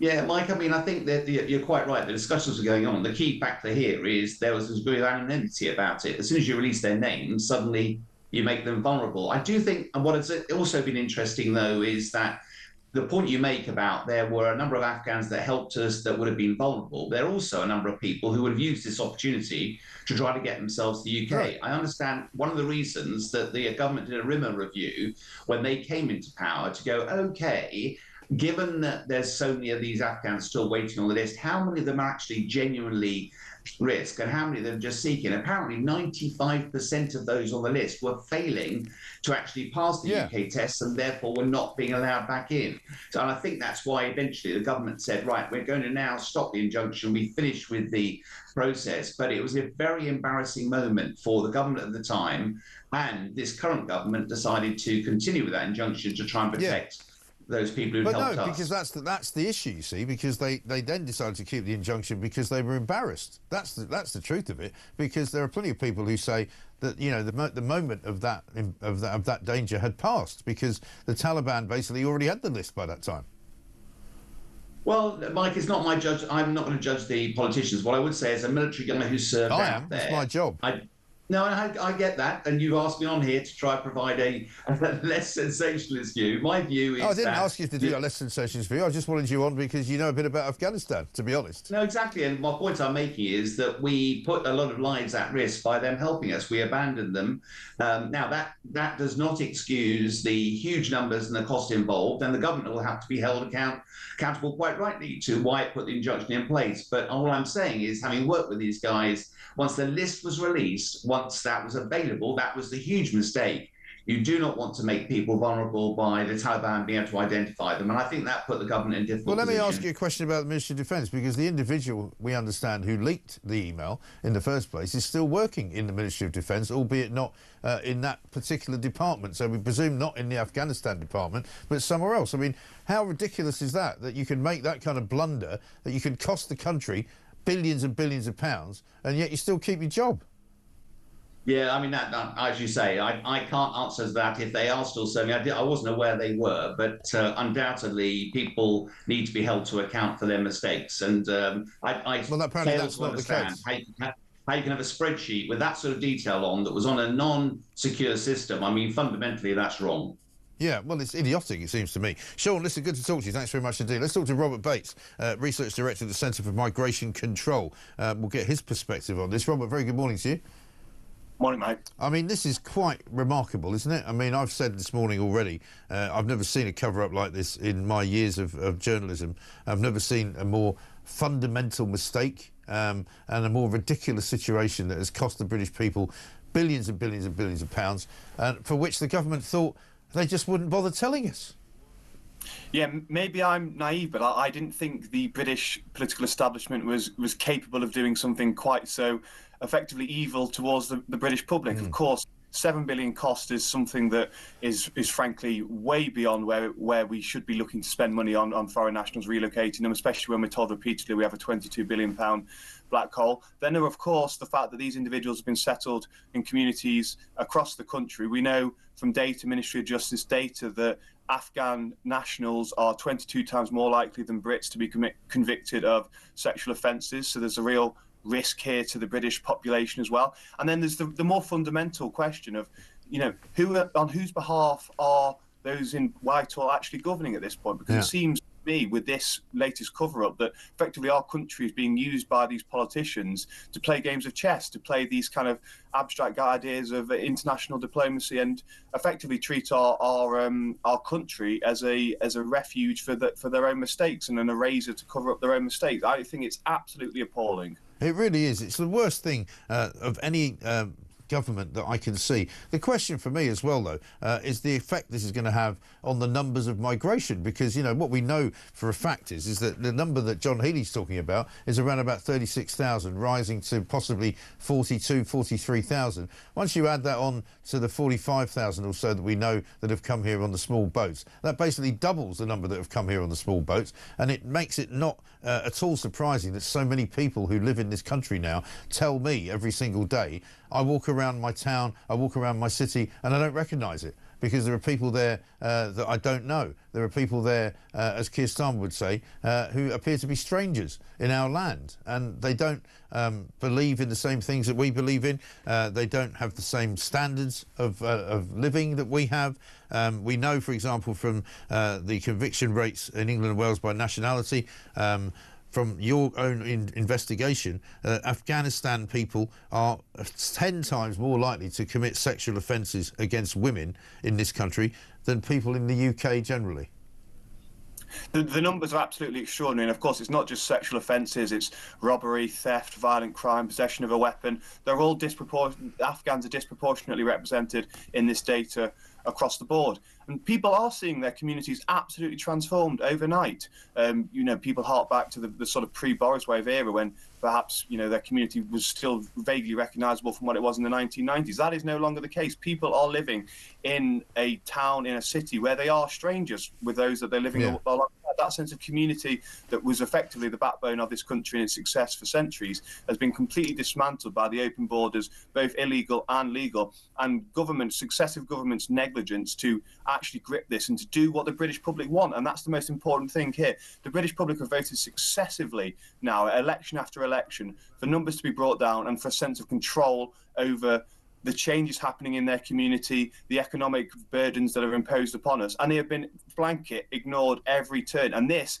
I think, is the most totemic example of the contempt with which the British public are being held by the political class. And I really hope this is a moment now. We see a sea change in how immigration is discussed. We have full transparency. We need to know as well if there's anything else out there in a similar vein. What else is the government covering up, quite frankly? I think that's a very legitimate question now, whereas a couple of weeks ago would have perhaps seemed a bit conspiratorial. What else has been done in terms of immigration that has simply been brushed under the carpet and we've not been told about? Well, here's the thing. I mean, a tweet that was put out last night by the Free Speech Union, I don't know whether you heard me mentioning it earlier, they say the secrecy concealed a costly emergency resettlement scheme and the rehousing of thousands in hotels and military sites around the country, all without public consultation. And you remember, we've been getting calls for years about people who are worried about mostly men, groups of men being housed in military situations, in barracks, disused barracks and all the rest of it. A Whitehall briefing note, they say, circulated to ministers in September 2024, 2 months after the Southport murders, noted that the riot hotspots were largely in areas with high numbers of Afghan arrivals. Another briefing sent in July 2025, just a few days before the injunction was lifted, advised officials to prepare for a backlash in communities facing stretched public services. So the government knows what they're doing, but they're still doing it. It's contemptuous as well when you read the language in terms of, oh, we're concerned about public unrest. It's treating the British public as children. Of course, the British public are sick to the back teeth of the changes that are being inflicted upon them and their communities by immigration. No one is listening to them. And you do look at events such as those that took place in the summer last year, and although you can't, of course, condemn them, you can at least recognise where that frustration is coming from. You know, what more do the British public have to do to make their voice actually mean something? Because right now the social contract just frankly doesn't exist. It's been shredded, pulped. It's been absolutely torn up by governments that just do not care about the people of this country. They care more about arcane ideas of international law, international responsibility. Most people in this country couldn't give a darn about Britain's international obligations. They care about their community. They care about having enough money to actually, you know, have maybe a holiday or two once a year, not having to constantly spend billions of pounds on foreign nationals that have come here illegally, or, you know, are claiming benefits perpetually despite arriving legally. The system has got completely out of control, and I really don't know if we've got any politicians in Parliament that are prepared to actually listen to the scream that the British public are letting out at the moment. No, exactly right. Good to talk to you. Thanks very much indeed. Robert Bates, Research Director of the Centre for Migration Control. Let's get a voice note from Richard on the cover-up. Mike, you've hit the nail on the head with something you said. we need to stop getting involved in these foreign conflicts. And now questions need to be seriously asked. What the hell are we doing getting involved in Ukraine? There's no strategic interest for this country. We're just pouring more and more money, but we haven't got into a cause that Russia is going to win anyway. We need to stop and realise we're not a world power. We're a small country with massive problems, and we need to start spending the little money we've got looking after our own people. Quite right, Richard. Thank you very much indeed. Let's talk to Steve, who's in Leeds. Steve, very good morning to you. Morning, Mike. Just a quick point. Nobody's mentioned about this Afghanistan thing. Yeah. All these people are claiming that they're a threat from the Taliban. I've not heard of the Taliban carrying out any mass roundups of any people that either helped us or the Americans. There were a lot more help the Americans because there were more there. I don't remember on the day that the airport closed. Remember when the last flight took off? The Taliban rounding up all the people at the airport saying you're all trying to escape. Yeah. There hasn't been any news of the Taliban locking up thousands of people in jail, so I don't actually believe these people are in danger in the first place. Well, I mean, but they're not now because they're all here. You know. Well, apparently the Taliban, this was on talk yesterday, the worst they've done is locked up about 300 people. Now, they've had years to catch these people and lock them up. They haven't done it. You know why? Because they're not bothered. Yeah. It's like, we've won, you've lost, get on with it. Yeah. But it's us going, oh, they're all in danger. But they're not, are they? Otherwise, they'd all be in prison and we'd be trying to get them out of prison. Yeah. Yeah, it's a very good point. Any danger, so they don't need to bring them here. Yeah, it's a very good point. And meanwhile, there's loads of other Afghans coming here on small boats because they've managed to escape from Afghanistan and make their way to northern France. So it can't be that difficult to get away from the Taliban. Well, thinking back, how many did the Americans take? How many thousands helped the Americans? The Americans haven't taken any. No. But, you know, all these Afghans escaping Afghanistan to come to Britain. Why don't they go to America? Yeah. No, I know. It's a good point. Richard, a great point you make. Thank you very much indeed.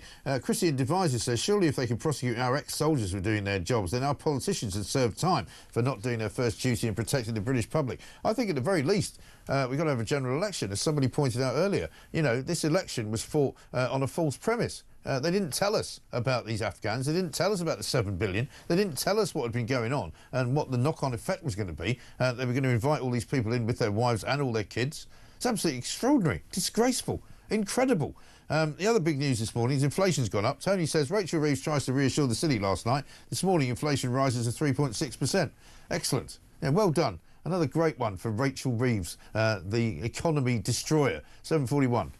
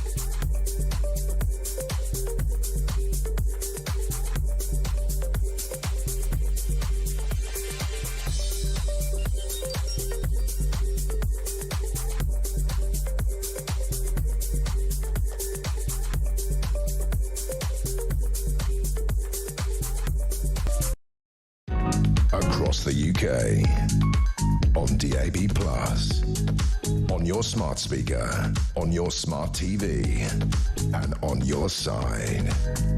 This is Talk. Welcome back to Morning Glory. I'm Mike Graham. This, of course, is the home of common sense. It's the one place we get the truth, the whole truth, and nothing but the truth. And we're going to find out what the truth is about this incredible story this morning of the Afghan kill list and the cover-up and the bungle in the Ministry of Defence and all the rest of it. Afghanistan is what it says on pages 8 and 9. Absolutely incredible stuff. The other big story, of course, that's making all the papers is the latest scandal at the BBC. And we're going to join now Rebecca Ryan, Campaign Director of Defund the BBC. She's got the top 20 BBC earners banners coming out. Once again, topped by Gary Lineker, even though he's gone. Zoe Ball coming in with over £500,000. Alan Shearer, 440,000. Greg James, 425,000. Fiona Bruce, 410,000. All of these are up, by the way. Nick Robinson, 410,000. Stephen Nolan didn't get a pay rise, but stays on 405,000. Laura Kunsberg, 395. The list goes on and on and on. And you won't be surprised to know that the boss of the BBC, Tim Davie, has also had a pay rise. He's gone up to 540,000, despite ruling over one of the most disastrous years in the corporation's history. You might call it an annus horribilis. Rebecca, very good morning to you. Good morning, Mike. I mean, I find it quite extraordinary that Tim Davie's still got a job, to be honest, never mind the fact that they're paying him more than £500,000 to do it. It's just, it's shocking, isn't it? We said gaff after gaff after gaff.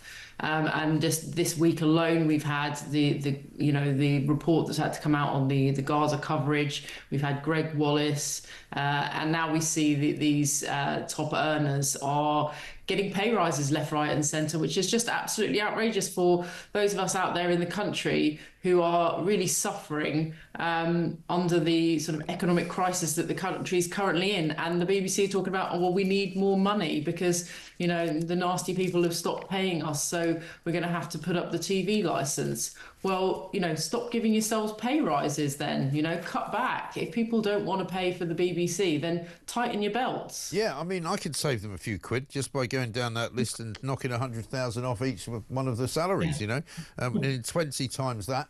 What do you get for that? You get quite a lot, don't you? 20 billion or something? 20 million?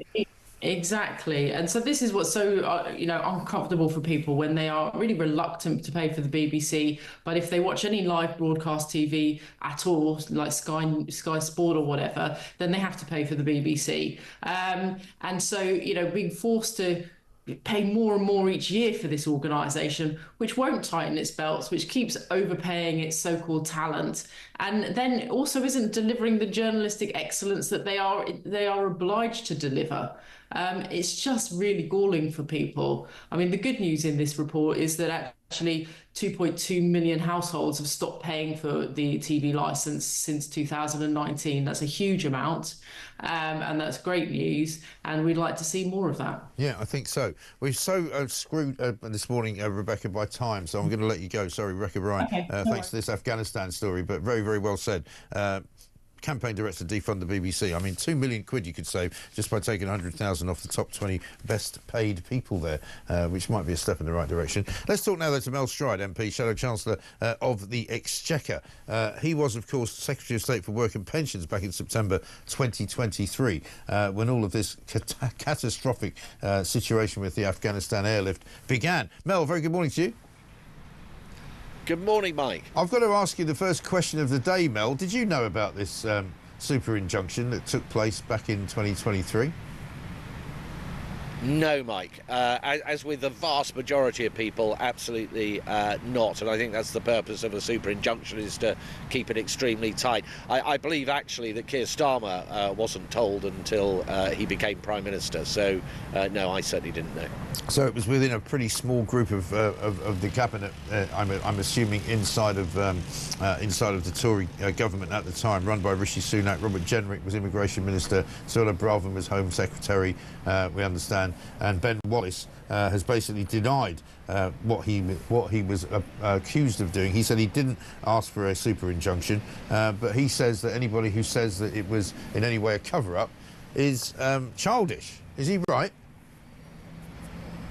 Well, I think what is right, Mike, is, the serious of what actually happened, which was that back in February of 2022, tens of thousands of names of Afghans who had helped us whilst we were fighting in Afghanistan, fought alongside us and assisted us in many different ways, was leaked by the MOD. Now, that in itself is an appalling, utterly unacceptable situation, but it happened. And then the question becomes, once we became aware of that, which I understand was some months later, it then becomes a question of, well, what do you do? Now, given that the fact that if the Taliban had been aware at that point that this information was circulating, they would have got hold of it and potentially murdered people or tortured them as a consequence, it doesn't seem unreasonable for the government to then have taken steps to make sure that this information wasn't out there in the public domain in order to protect many thousands of lives.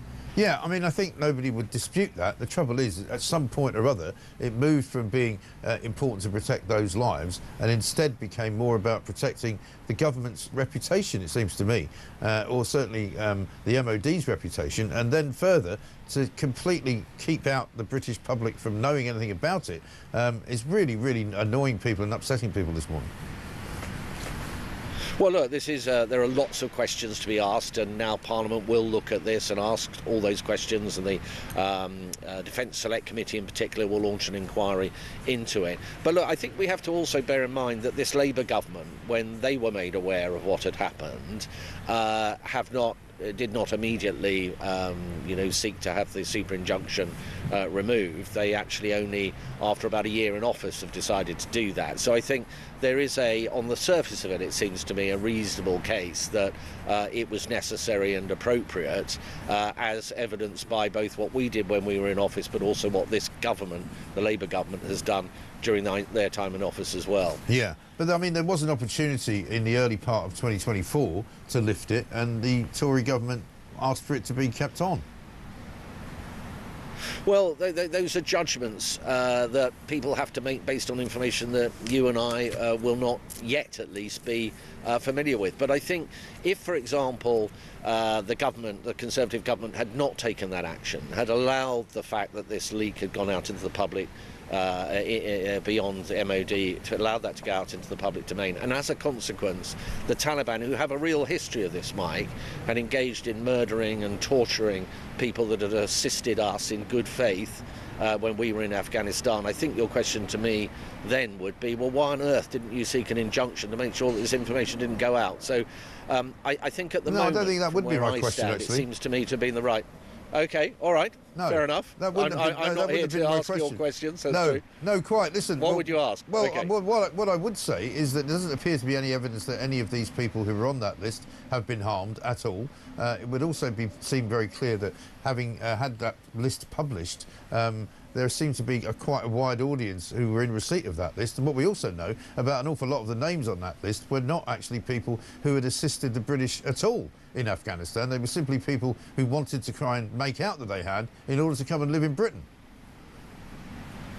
So I think that, as you say, nobody on that list to our knowledge has been harmed, and I think probably those that brought and pushed for the super injunction would say, well, that's a consequence of the actions that the Conservative government took at that time to make sure that that list didn't fall into the wrong hands. And if it had done, and they hadn't taken that action through the courts, then actually people would have ended up being murdered or tortured. Yeah, but they're not all here, are they? The people, they're not all here. There's a lot of people on that list who are not here, so presumably they're still in Afghanistan.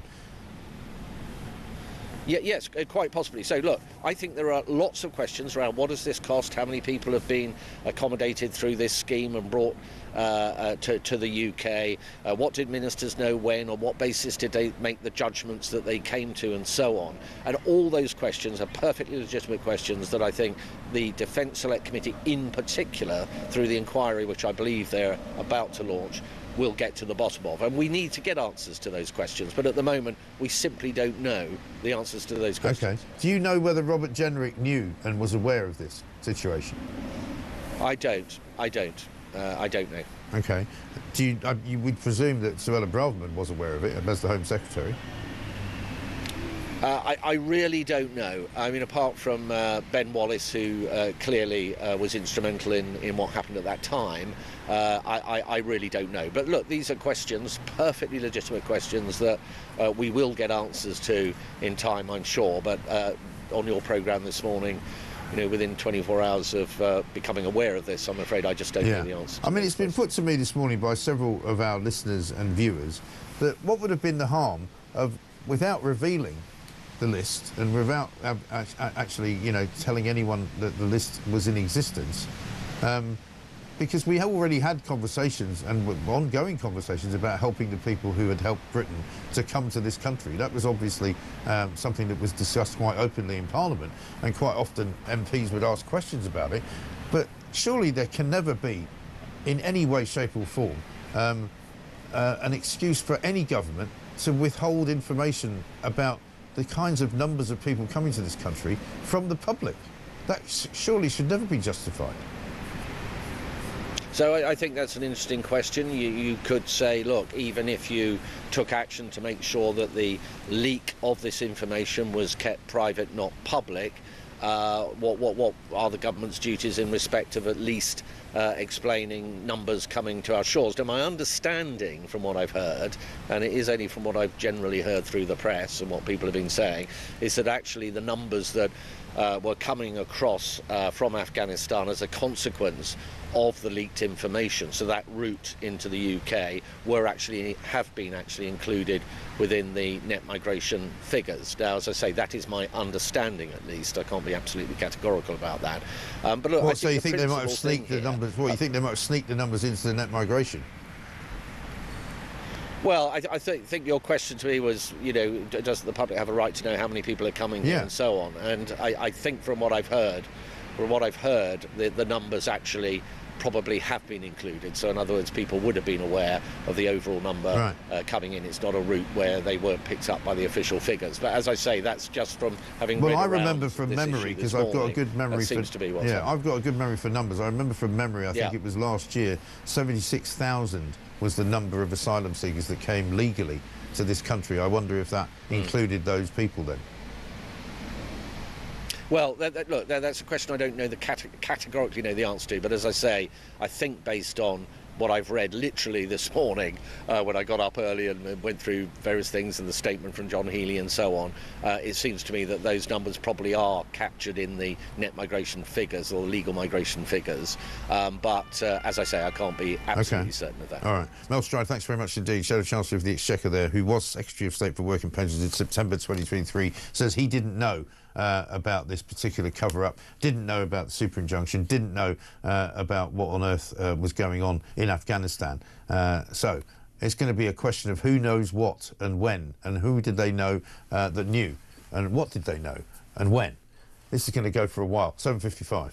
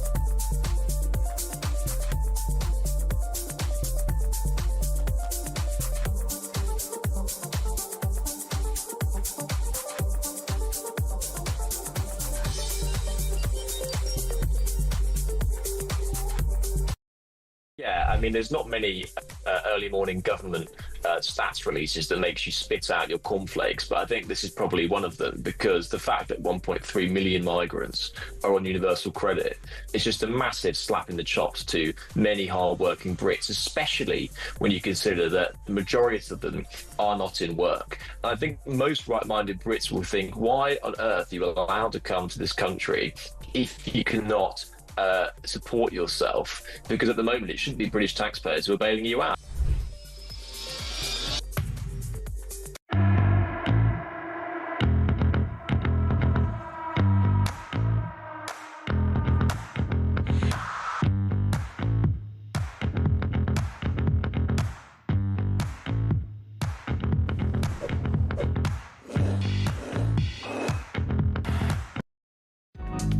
Across the UK. On DAB+. On your smart speaker. On your smart TV. And on your side. This is Talk.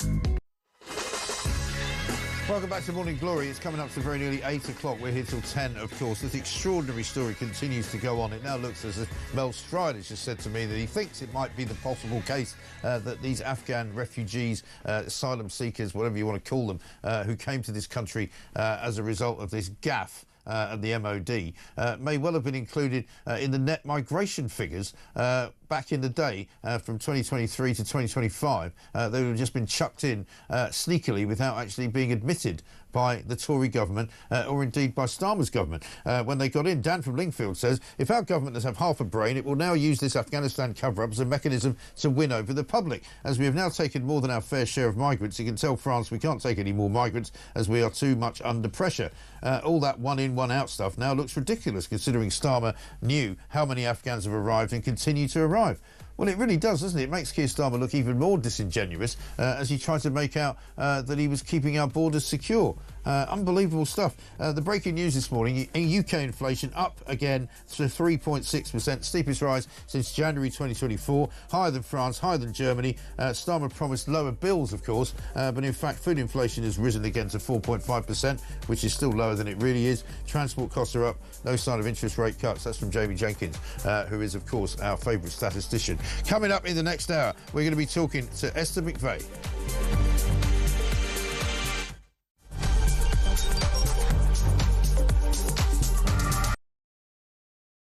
Good evening and welcome to Plank of the Week. It's the one show where you do not have to be worried about judgmental people because we'll do all the judging for you. Let's just have a look at how Humphrey Useless is now spending his time. There goes your career, mate. Over there a bit is over towards where all the migrants come in. He's jumping there. There he goes. He goes over the bar. Hello, and unfortunately, it catches on his Johnson. If he's Plank of the Week, he's got a sizable plank. That's a whole different show. Plank of the Week, Fridays at 7 on Talk.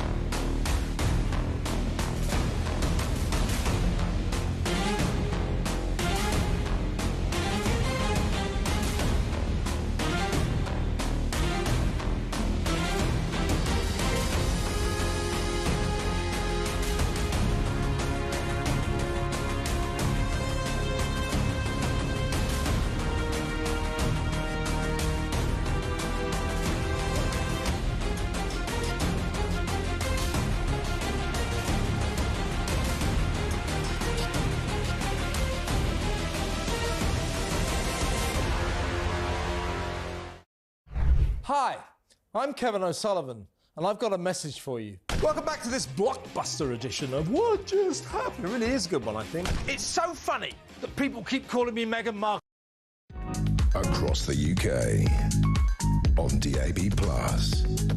On your smart speaker. On your smart TV. And on your side. This is Talk.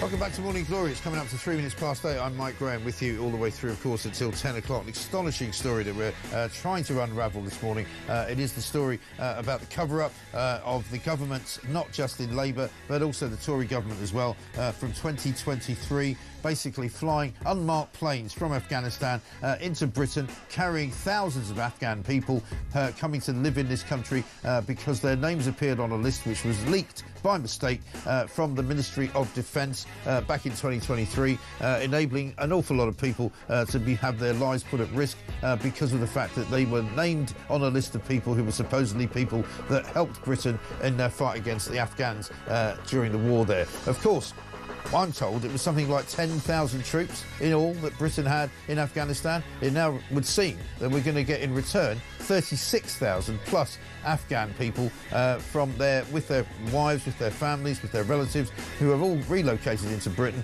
And quite frankly, it's the most extraordinary story that I think anyone has ever witnessed in the history of politics in certainly this century.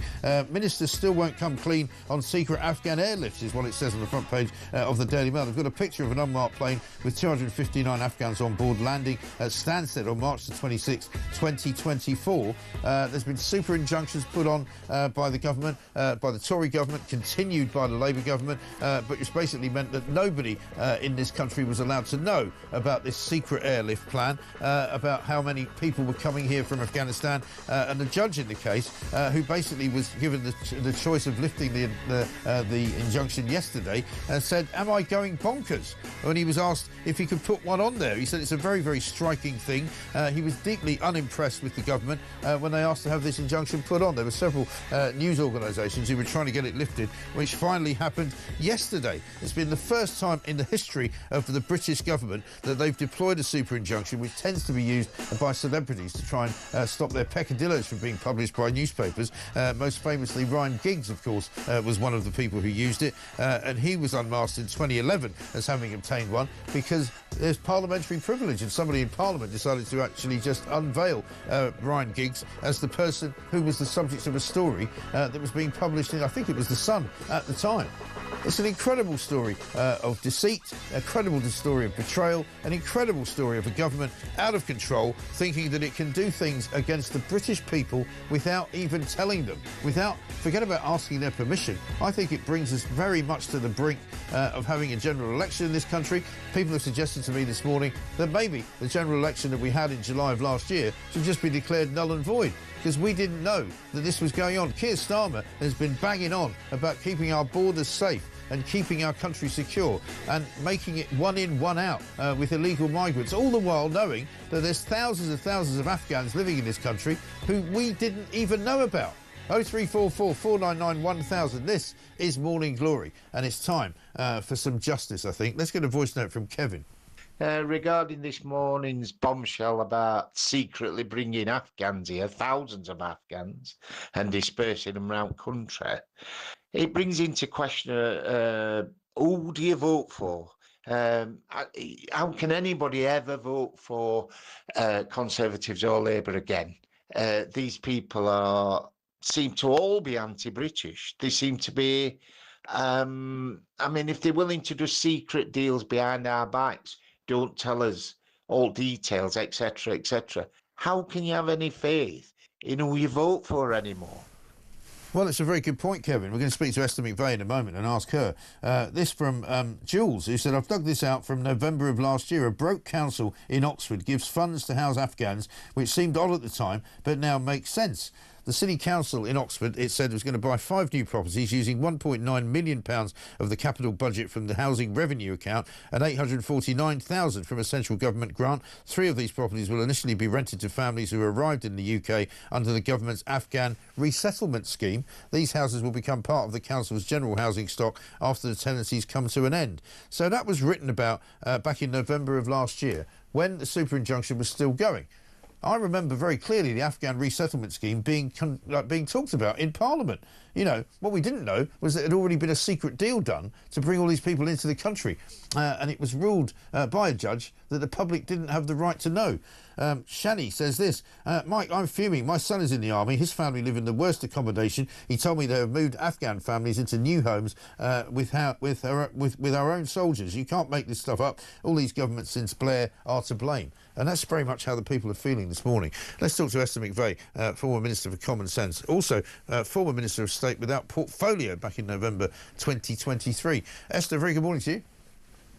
Good morning. This story is unbelievable. I mean, I'm shocked at the extent to which the Tory government went to keep this secret from the public. I know that initially they might have thought that they needed to keep it secret to save the lives or safeguard the lives of people in Afghanistan. But Ben Wallace has been on another radio station this morning saying that he initially didn't ask for a super injunction. And so it sort of happened after he was no longer in charge of defence, it would seem. This is what seems to be his argument.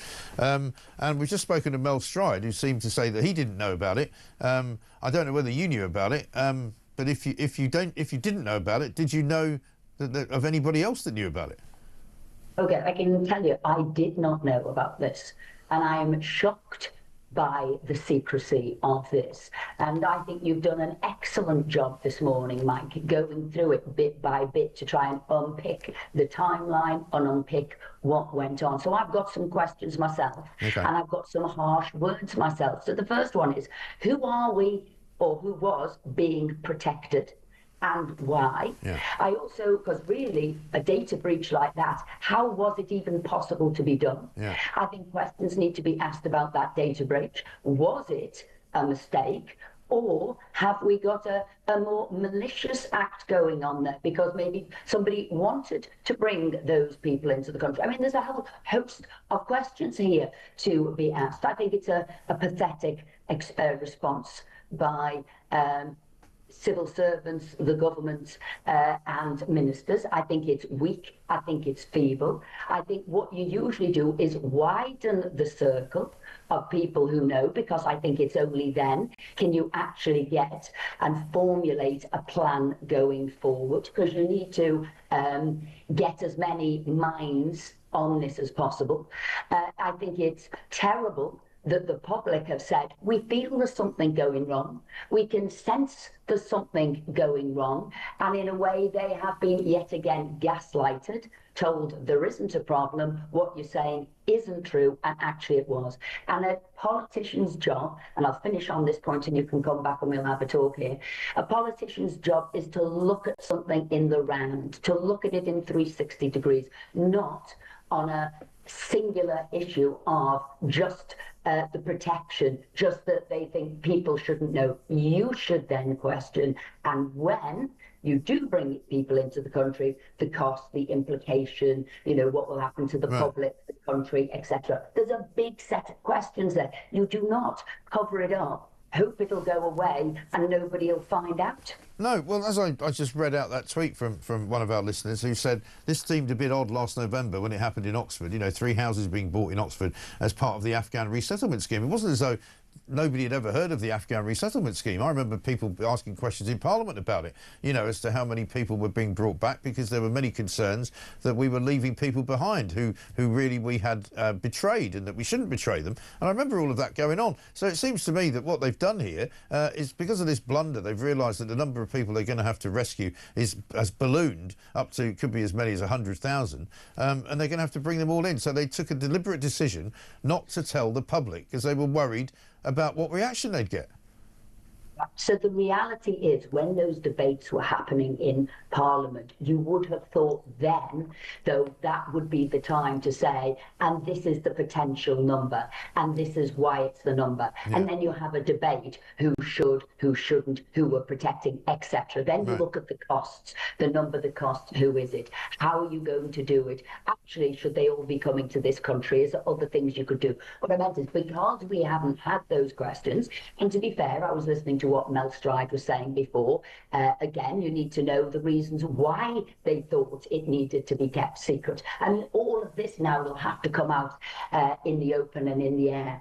and the cost, and the people now on benefits, and as you say, the community and the integration, and then what has it come out? Because they fear there could be some sort of civil disobedience this summer as people gradually found out what has been done to them without their consent. Right. Well, one of the things that I found fascinating is this piece of information, which comes from the Free Speech Union. They're quoting from a Whitehall briefing note from ministers in September of 2024, so September last year, 2 months after the Southport murders, which noted that the riot hotspots were largely in areas with high numbers of Afghan arrivals. And another briefing sent in July of this year, just a few days before the injunction was lifted, advised officials to prepare for a backlash in communities facing stretched public services. So they knew what they were doing. They knew that they were withholding this information, and they knew exactly why there might be a problem in those areas.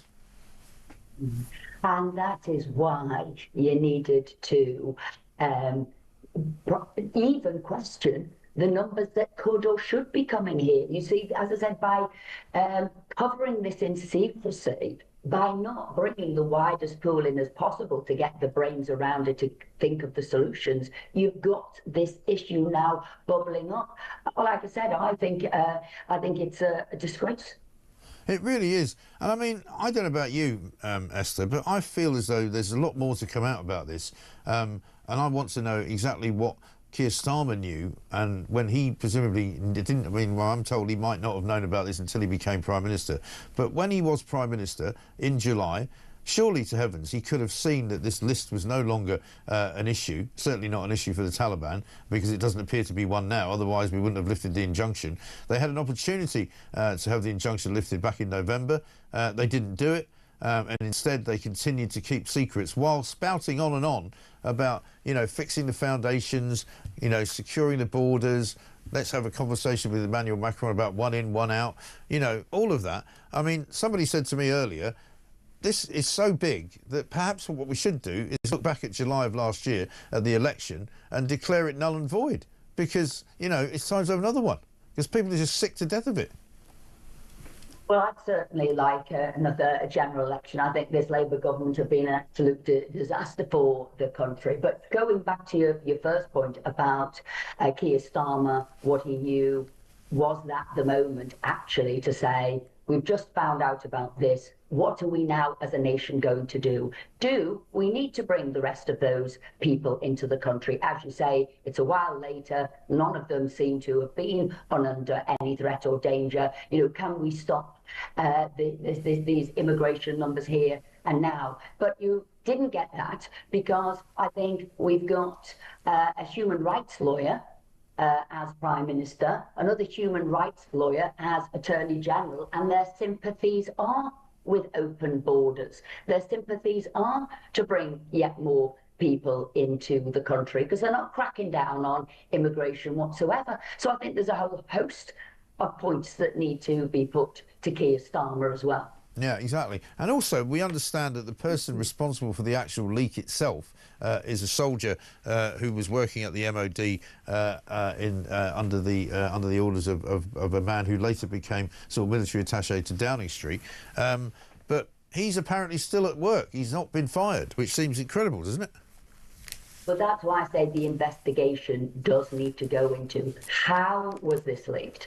How did he have the database with that many names on that was so easily sent out and read? Why wasn't it protected like a database would? Why wasn't it in a file that was unopenable? But how did he have it? Because I do think there's a lot of questions to be asked about how that breach actually managed to happen and be exposed, whether it was by mistake or whether it was deliberate. And I don't understand why this person, group of people or whoever, have been protected as well. Right. I mean, I'm reading a piece in The Sun here that Ben Wallace applied for an injunction to stop the data leak becoming public in August of 2023.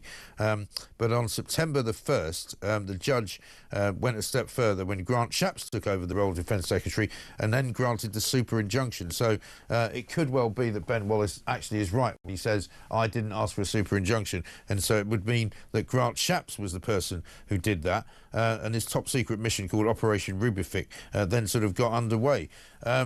But But there was months and months of court proceedings. God knows how much money was wasted on it. And it soon became clear that the list was pretty much easily available to the Taliban anyway. Well, all I would say, how anybody thought this could remain secret is beyond me as well. Yeah. And it has now been uncovered. And they always say, don't they, it's the cover-up that is the problem. Exactly. Particularly in politics. And what we need to do is be emboldened, be stronger people, to come forward, explain the situation, work with the public, because the public are the people who are paying the price, and you have got to do that, and your job is that big job of explanation.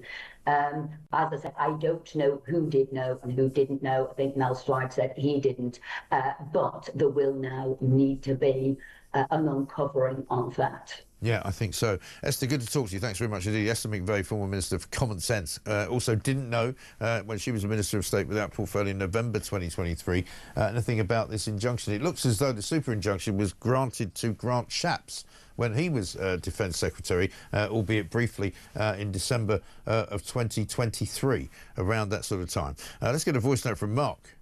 Morning. Here we are, another day, another scandal. And for me, the worst part about this is when you take this as a backdrop to everything that they've done over the last few months, the amount of money that they've wasted, still giving massive foreign aid to other countries that are richer than us.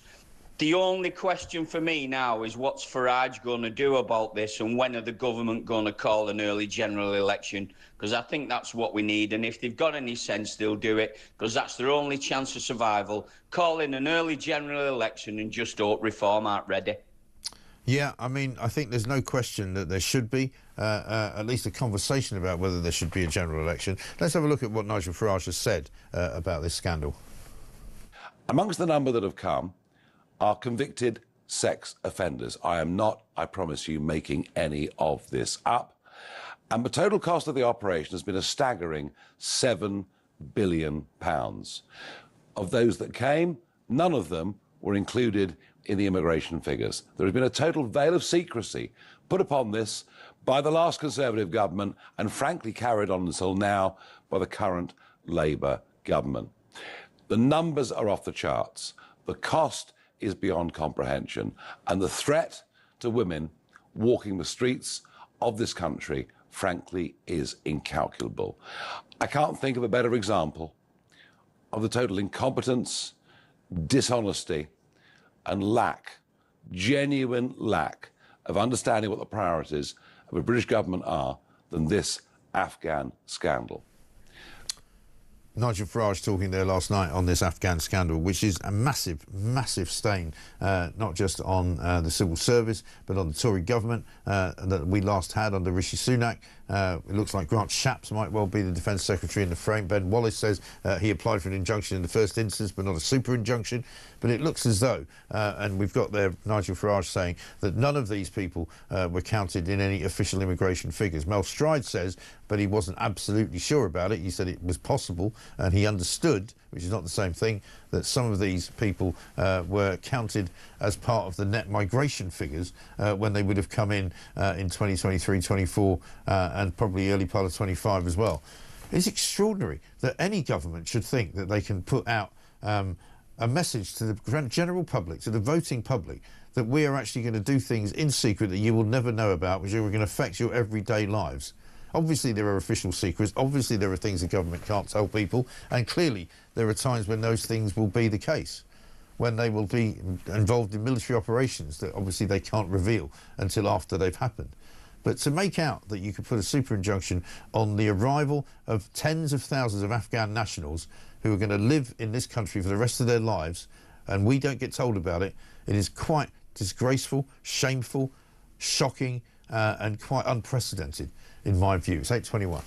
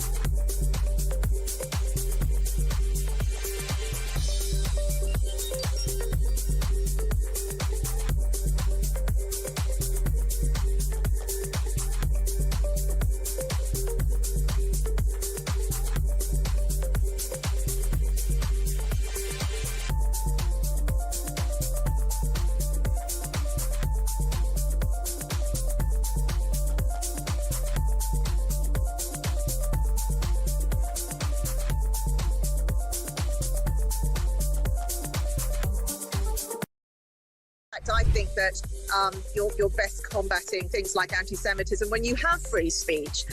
People can criticise governments, they can criticise the actions of a particular state, and obviously there's a lot going on in the Middle East at the moment that people will be concerned about. But that is one thing.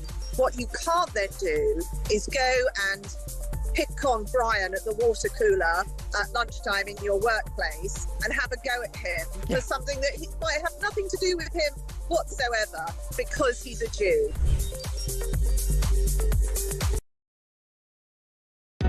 Across the UK, on DAB+, on your smart speaker, on your smart TV, and on your side. This is Talk. Welcome back to Morning Glory, 8:24. Mike Graham here with you until 10 o'clock. Carl in Shrewsbury says this: I said this to some friends yesterday. Something about this Afghan data breach doesn't sit well with me. Why now for it to be revealed? Is it to take focus off the DWP figures showing the number of foreign nationals claiming universal credit in Britain has risen to nearly 1.3 million? The data breach is rightly a scandal in itself, but the timing of the release doesn't sit right with me. I think it's just one of those things, Carl. I mean, yeah, when the story came out yesterday about the 1.3 million foreign nationals now claiming universal credit, it did seem like the biggest story of the week. It did seem quite remarkable. And we're about to talk to Katie Lamb now about it as well, because she's written a big piece in The Sun today. She's the Tory MP, of course, for Weald of Kent. But yeah, no, I think it's just one of those things, you know, that this story then came on top of that.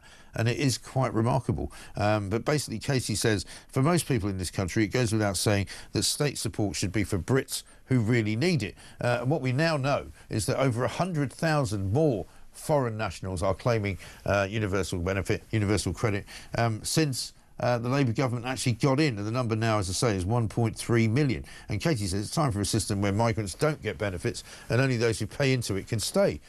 Katie, very good morning to you. Good morning. I mean, I imagine when you wrote this piece yesterday, you didn't realise that this great big Afghanistan shocker was coming down the pike, because obviously it kind of feeds into it in a way as well. So the two stories are in some ways interconnected. But you know, we used to be told for years, didn't we, by particularly people on the left, oh, you know, people that come here from foreign countries can't claim benefits. Migrants don't get benefits. You know, they all come here to work. They're all coming here to contribute. Well, clearly that's not the case anymore. It's not the case at all. And the way that our system works is, even if in theory, when you qualified for a visa, what you were going to do was contribute, after 5 years, you can get something called ILR, indefinite leave to remain. And once you've got indefinite leave to remain, obviously you can stay indefinitely, as the name suggests, but you're also entitled to claim benefits. And we can see from the numbers that were released yesterday, which is the first time we've even been given this information, the first time the public's even been told what this breakdown looks like, that 1 in 6 people who are claiming universal credit aren't British. And we are a very, very generous country and people, but it's not viable to do this. It's not sustainable, and it's not affordable for us to pay for everybody who comes here on the basis that they're going to contribute and then either stops working or falls on hard times or whatever it might be. People like that, unfortunately, will need to go home. Yeah, and when you say we're a very generous country, I agree with you. But I mean, you could substitute that word for gullible, couldn't you? Because I mean, we seem to be paying out money to any Tom, Dick, or Harry or Mohammed, frankly, that comes into the country. It is amazing that the political establishment basically has allowed this to happen, because the normal British people haven't voted for this. They are, as I was saying, and as you say, they're generous people. We all are, but nobody has ever voted for this. Nobody's ever asked for a system like this. No. And is it the fault, though, of the system itself? Because, you know, I've always said when they had what they called, you know, tax credits, that seemed to me to be a mad idea, because what we were doing effectively was subsidising low wages for people. They got a job, but then if the wages weren't high enough, we topped it up with benefits, which surely is the wrong way around. I mean, you know, what you want to do surely is to raise the wages of people, or to take them out of tax or something, in order for them not to have to be relying on the state to top up their pay from whatever work they do. And it seems to me that the system, from what I know of it, and I'm not an expert, sort of encourages you, if you are on some form of benefit, not to really work. And, you know, you do 16 hours, that's fine, but don't do any more. You know, there's so many loopholes in it that kind of that disincentivise you from actually getting a proper job. The most important thing and the fairest thing, exactly as you say, is to make sure that work pays. Yeah. It's not fair that you could have a higher household income, potentially a new car, depending on the type of benefits that you're claiming and what you qualify for, as somebody who doesn't work and potentially hasn't worked very long in this country at all, and in some cases not at all. So only 40% of the people, of that 1.3 million people, foreign nationals on universal credit, only 40% of them are working. So about 750,000 people who have come to this country are claiming benefits without having paid into the system at all at the moment. And that's really, really wrong. And you point out in the piece that if the numbers are right, you're really talking about £6 billion, almost what we spend on the prison system, enough to train and hire 60,000 new NHS nurses. I mean, these billions of pounds get bandied around. You know, Rachel Reeves said that they were trying to save £5 billion or £6 billion off the welfare budget, which is now not going to happen as a result of their backbench rebellion. We can't keep going like this, can we? No, we're constantly being told that there is no money, and it's true that the public finances are under a lot of pressure, and yet we're still spending money on this sort of thing. As you say, £6 billion a year is a huge amount of money, almost the whole prison system, more than the government were looking to save off the welfare bill, to save off the welfare cost with the bill that they were bringing in recently, which, as we saw, completely failed. But the idea that we can afford to do this when we're making all of these other cuts to British people who have paid into the system, I think is just wildly unfair.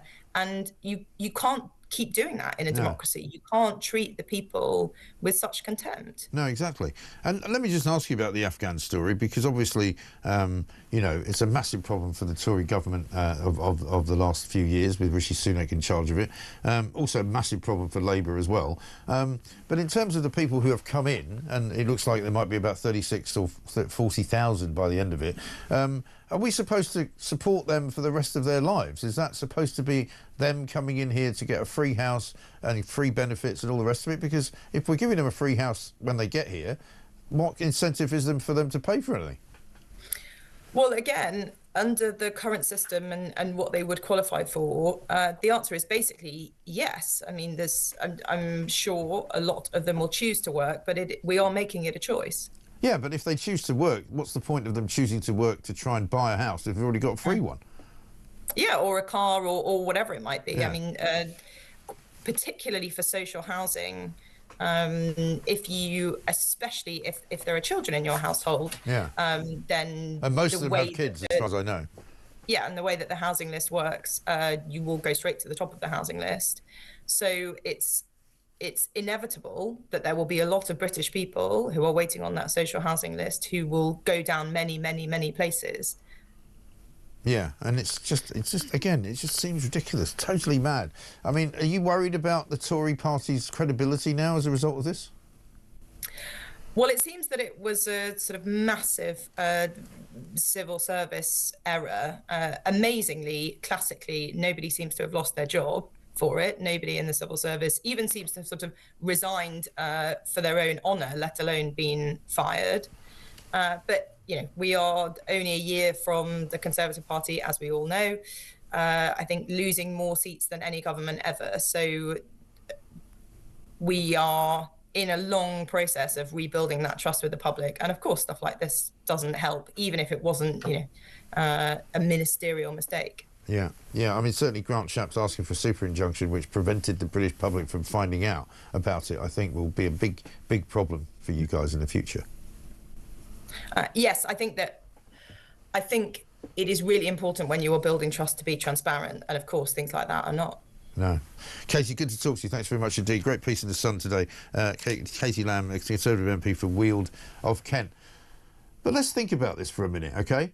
Because what we've got is a government who are in power, but not really in a position to do anything. They can't actually get their backbench MPs to even vote for welfare reductions. They can't actually get any of their MPs to support them in anything that they do. We've now got a Labour government who it would seem were elected back in July of last year, somewhat on false pretences, because what they haven't told us for the best part of a year is that there have been thousands and thousands and thousands of Afghan men, women and children coming into this country secretly on planes which are unmarked, flying into sometimes military airports, other times Stansted Airport. And at the moment, we don't know exactly how many of them there are, how many of them are going to end up staying here for life, how much money it's going to cost. Looks like around about £7 billion, right? The Tory government, of course, previously organised a super injunction so that we would never find out what they were doing, are literally as useless as you could get. Rishi Sunak, Grant Shapps, Ben Wallace, Suella Braverman, possibly Robert Jenrick, all knew about this situation, and none of them thought it was a good idea for the British public to know. So I think there's only one answer for this, isn't there? There has to be a general election. The public needs to know that they still have the control over the powers that run this country. The government doesn't run the country. The government are given permission to run the country by the people. The people are the people who should know how this country is being run. And quite frankly, right now, I don't think there's anybody in Westminster of any of the two main parties that can do it. So let's have a general election. Let's get it over with. And let's see what the public decide. And let the public choose. If they choose reform, that's their choice. And if the Tories and the Labour government try to stop that from happening, there will be hell to pay. Let's take a call from Amy. Amy. Hi, Mike. Hi, Morning. very good morning. What can you tell me? Yeah, I actually live on an sort of military base in Uxbridge. It's ex-RAF, so the majority of it was sort of sold off 16 years ago, but the MOD held a couple of roads back, and we've got sort of RAF members sort of staying. So I was quite surprised yesterday to hear about the injunction, because we actually have a few Afghanistani families living on the estate. Okay. And I've been kind of aware of it since February 2024. Okay. And it wasn't a kind of secret. When they first moved over, I'd recently had a baby and one of them was pregnant. So I was approached by one of the sort of MOD wives, and I'd been told that they were sort of fleeing because their names had been given out, and there was sort of a great deal of... So very much part of this movement then? Yeah, it just wasn't really a sort of shock. The children actually go to my son's school, and I feel quite sorry for them, because when they sort of arrived, and even now they don't speak English, but the greater authorities not providing any additional sort of support or help within the classroom for them. There's sort of 28 children in the class, and, you know, it must be quite difficult for the child, the teacher and the other children, because they can't kind of communicate. Sure.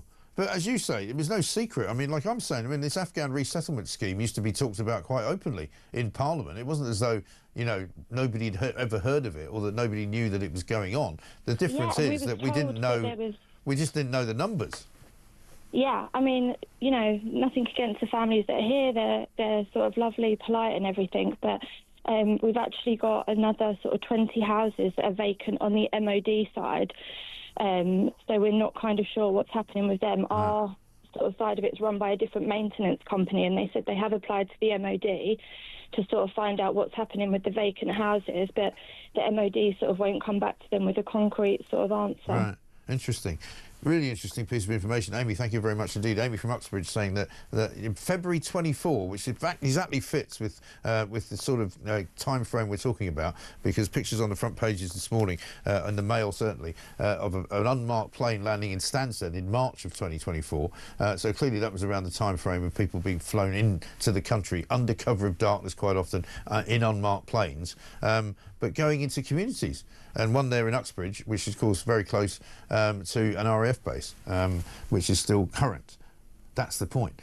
Coming up, we're going to be speaking to Stanley Johnson, author, former MEP, and environmentalist, of course. We're going to be asking him about Ed Milliband's latest madness of net zero, maybe the gullies as well, the stuff we talked about until this story broke last night. It's 8:37.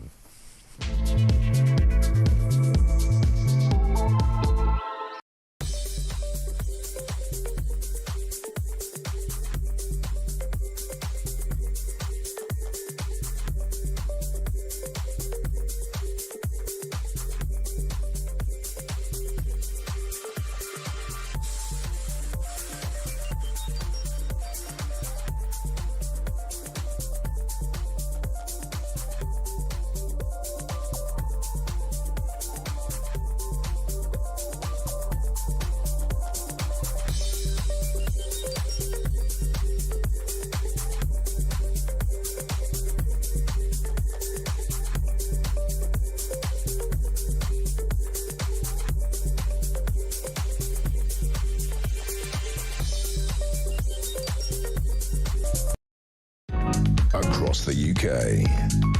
On DAB+, on your smart speaker, on your smart TV, and on your side. This is Talk. Welcome back to Morning Glory. It's 8:39. I don't know where the time is going this morning, but it really is zipping along. Anna in Surrey says, I was told at the time by an angry soldier that during moving army personnel out of their accommodation and moving Afghans in, that his colleague had been arrested for getting into conflict with an Afghan who had brought several wives with him. The soldier was outraged.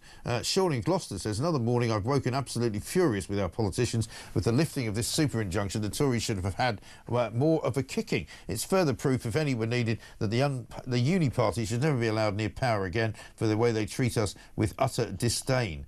And I think that's right. An awful lot of people would echo your thoughts there, Sean. I think this just shows the ease with which our governments, whichever the colour, will lie to us as long as it suits their needs. This latest scandal, or Southport last year, or back over the years, and we've been lied to time and time again. It can't be allowed to go on, really, can it? Absolutely incredible. Let's talk now, though. Sorry, before we do that, James has got a voice note for us on inflation. Morning, Mike. James in sunny South Wales. Sick to death of Labour telling us that the economy's doing really well, how wages are going up higher than inflation. This year, I got 2%. Unfortunately, I'm not a train driver or a junior doctor. Inflation's currently at 3.6%. My council tax went up 6%. So I'm getting poorer. Not happy about it, Mike. Keep up the good work. And your show is one reason I stay on the right side of sanity. Yeah, so do we all, James. I mean, after all, everywhere you look, there's somebody trying to nick more money off you. Ed Milliband's the latest one. Let's have a quick look at his exchange yesterday in the House of Commons with Clare Coutinho.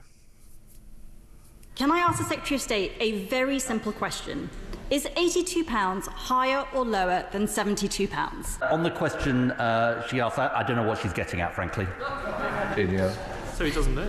Mr. Speaker, I don't know if he doesn't know or he doesn't want to say, but £72 a megawatt hour, that's what electricity cost last year. Yep. £82, that's the price he's paid for offshore wind, and he's set to do the same this year. And that's before the extra costs for grid for wasted wind and backup, which are going through the roof thanks to his policies. Yesterday, he committed to radical honesty. In that spirit, will he either admit that he can't add up or that his policies can't bring down bills? Yep, the bills just keep going up and up and up, and all we hear from the Labour government now is more subsidies for green energy. How about £3,750 off a new electric vehicle? How about somebody putting a gully into a pavement so that you can put your cable down into it and run it into the car? Let's talk to Stanley Johnson, author, former MEP and environmentalist. Stanley, very good morning to you. Good morning. We're not getting any closer to net zero, and it's just costing us more and more money. What say you? Well, we have to get closer to net zero. Why? We have to, because all the evidence is that life is going to become more and more intolerable for more and more people if we don't continue the path of trying to get towards net zero. And of course, that is particularly going to affect thousands and millions of people who don't actually live in the fairly equitable climate which we have in the United Kingdom, but who live in other parts of the world. And the pressures, for example, you've been talking about migration.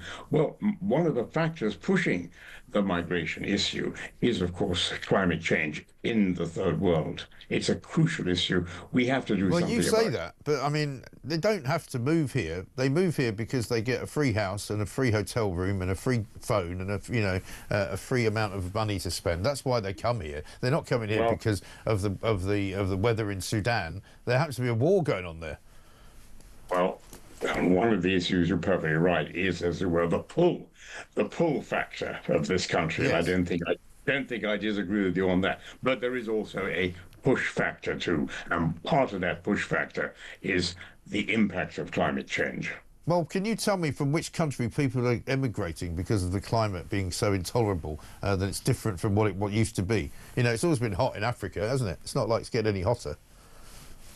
Of course, it's hot in Africa. It's hot in many parts of the world.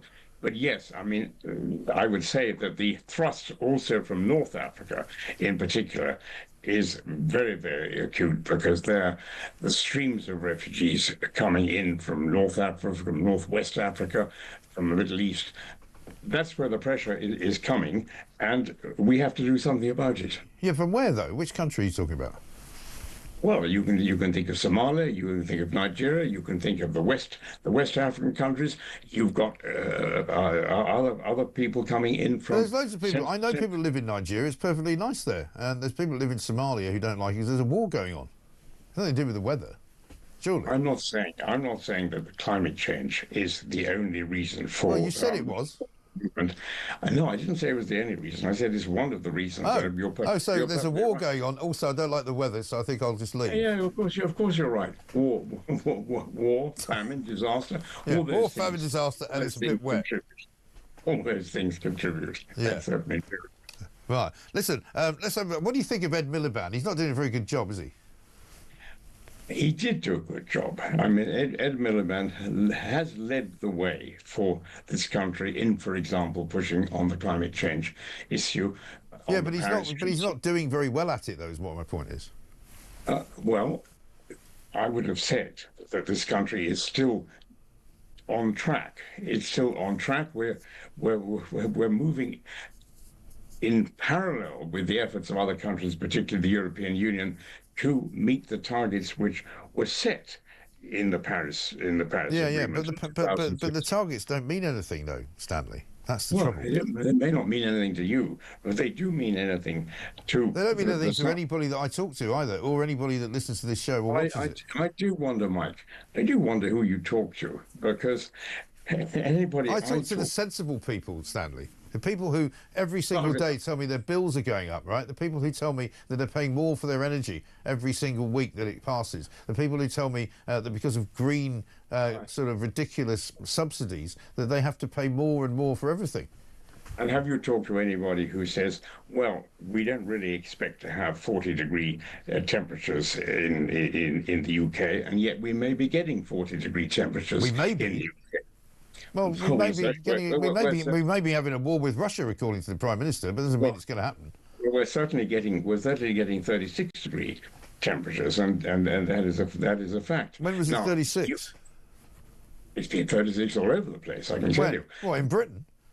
In the last few years, and the last few weeks. It was 32 the other day in London. It wasn't 36.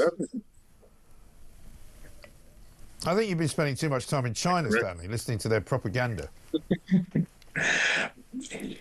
You know, my view is Ed Miliband. We're lucky to have him.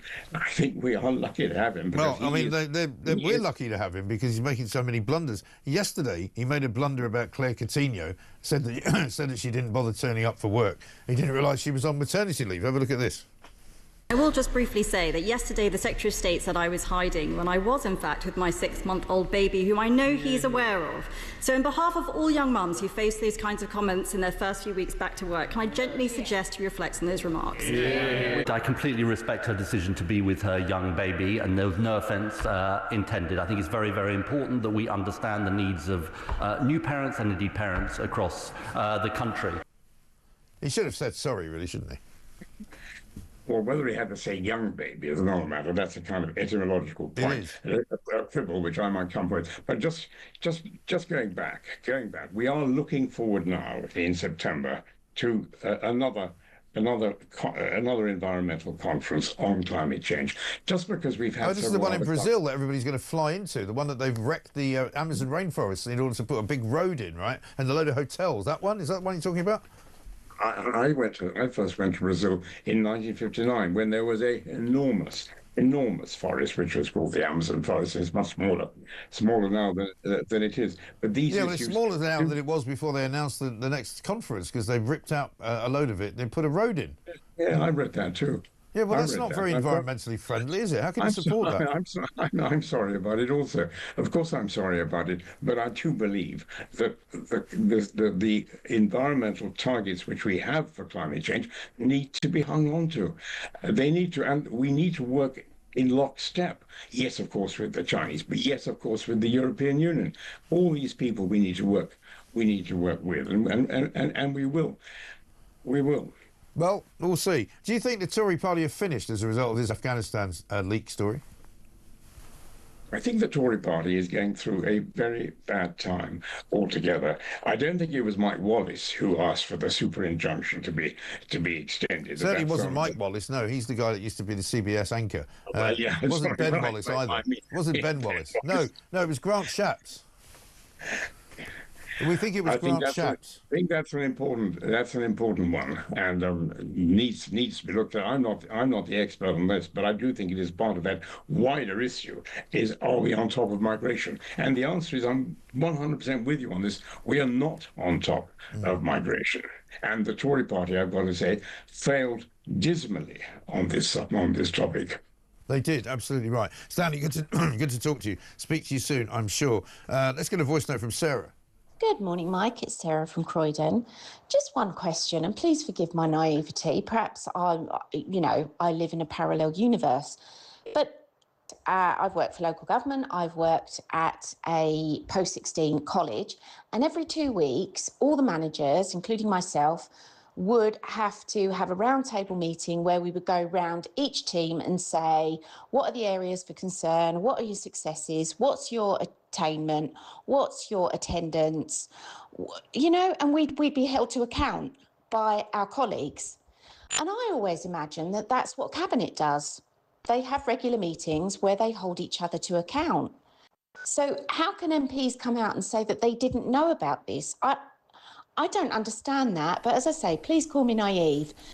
Sarah, I can't understand it either. Perhaps we'll get an informed conversation with Jacob Rees-Mogg coming up in the next hour. We might ask him what was known in the Cabinet and when did they know it. And if Grant Shapps was the Defence Secretary back in 2023, back end of 2023, November, December, if he ordered the super injunction, then who else knew about it? It's as simple as that. Coming up, Hugh Andre is going to be here, founder of We Serve. This is Talk.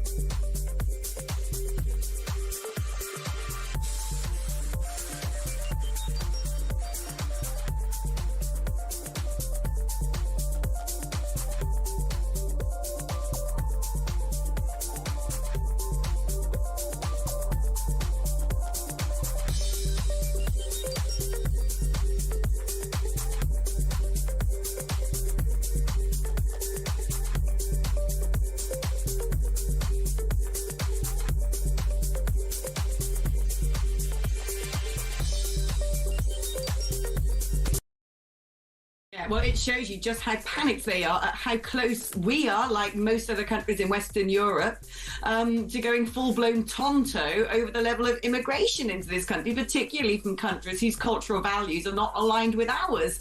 I mean, with this story, there's nuance to it, okay? Because there are people who've campaigned long and hard about making sure that the men and the women who worked alongside Western forces in Afghanistan against the Taliban were given some sort of sanctuary. And in many respects, I think it is the right thing to do.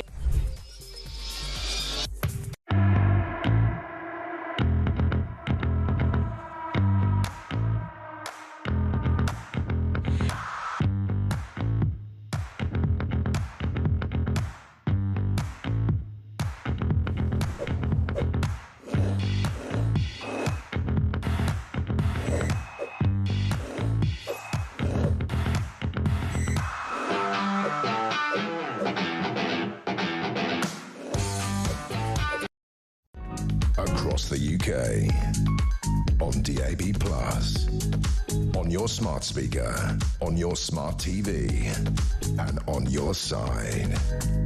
This is Talk. Welcome back to Morning Glory, 8:53. I'm Mike Graham with you all the way through until 10 o'clock, of course. James from Devon says, Mike, I'm disappointed with you. These Afghans and their families took risks to help and support the fight to destroy the evil Taliban. Whether translators or special forces, they were helping our soldiers. We should protect them as they'd be executed in Afghanistan. Yeah, James, the problem is that the list of names is not just those people who helped the British forces. There are a load of people who actually previously had been denied being part of the resettlement scheme because it wasn't clear that they actually had been on the side of the British forces. And the point is an awful lot of the names were put there because even people who were applying to come to Britain under the resettlement scheme, even though they might not have qualified. That's what the problem is. We don't have any problem relocating people who actually did take part in British forces activities and helped British forces. Let's talk to Hugh Andre, founder of We Served, who served also in Afghanistan with the British forces as well. Hugh, very good morning to you. Good morning, Mike. How are you? Yeah, very well indeed. I mean, the issue here surely is twofold. One, that the numbers on this expanded list of 18,000 were not all members of the people that had helped the British forces. Many of them were people who were trying to pretend that they were, and so they've also now been added to the list of people that get brought into Britain. And secondly, the super injunction, which was not designed really in the end to safeguard those people, but it was to keep this all quiet. Yeah, Mike, I've got Phil Campion's words just rattling in my ears this morning. Yeah. When will the people of this country get a party with a leader and a bunch of lieutenants supporting him or her that tell the truth? Yeah.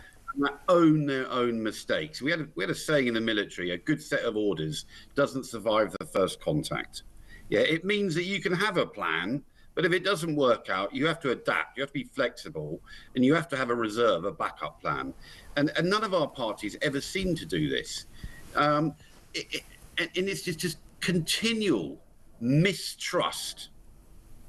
It's just become endemic now. And the British people, and it doesn't matter whether you're a veteran or not, the British people have just been misled, bluffed, lied to by successive parties. But let's look at the facts, okay? I've done a little bit of research. That leak came out of Regent's Park Barracks, in and around the spring. Yeah. Now, Ben Wallace advised Rishi Sunak in early summer that he intended to stand down. Yeah. This is in 2023, right? Correct. Yeah. He intended to stand down. Now, he did apply for a 4-month injunction, and I support that because what he was doing is trying to find out the facts, who was entitled to come. And by the way, if it was Michael, it would have been the employee of UK Armed Forces with either his or her spouse. And if you've got multiple ones, choose your favourite. Right. And your children. That's it. Not mum, not dad, not brother, not uncle. Right. And I'm afraid war's tough and you have to make these sort of decisions. Yeah. Now, Grant Shapps was appointed Secretary of State Defence on the 31st of August, 2023. So he would have absolutely known about this, and so would have John Healey when he took over from Grant Shapps. Now, whether or not the Conservatives took out a 2-year injunction because they thought by the time that had actually been found out they wouldn't be in power anymore, who knows? Yeah. But it just comes all the way back again to this lack of trust that we have in our leaders and in our political parties. And the sooner a party steps forward with a leader that might actually tell you what you don't want to hear. Yeah. But it tells you the truth. Right. So do you think Ben Wallace's resignation was linked to this leak then? In any way? No, I don't know, but I don't think so. And I know a lot of people who know Ben Wallace and served with him, and will speak highly of him. And he's a passionate man. He's a soldier through and through. But I would certainly. Yeah, but he's got it wrong this morning, saying that anybody who says this is a cover-up is being childish. I think he's wrong about that. Well, he claims he didn't know about the super injunction. Yeah, well, he may not have. But I mean, what I want to know is who did know, because where's Grant Shapps? Well, Grant Shapps we can't find at the moment. No idea. Suella Braverman was Home Secretary. She might have known.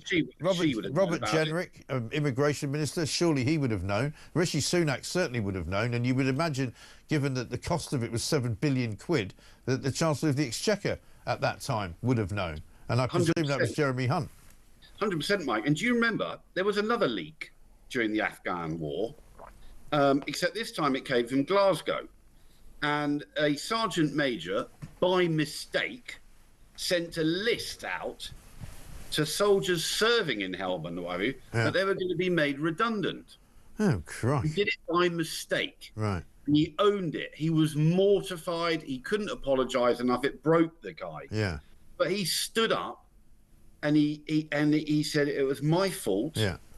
And it was a big mistake, and there was a big outcry. It was all over the front pages of the media at the time. Yeah. But the military owned it, yeah. And we make mistakes, but this continual covering up and sort of bluffing that we get from it's politicians. nonsense, isn't it? And just, I have to ask you just a quick question, and I haven't got much time for an answer really. But in terms of the actual list of names, right? And people are saying, you know, it's presumably no longer is it a danger to people's lives for this list to be published. At what point do you think that would have been the case? Because what we're reading and what we're being told is that the Taliban pretty much had their hands on this list pretty soon after it got sent by mistake anyway.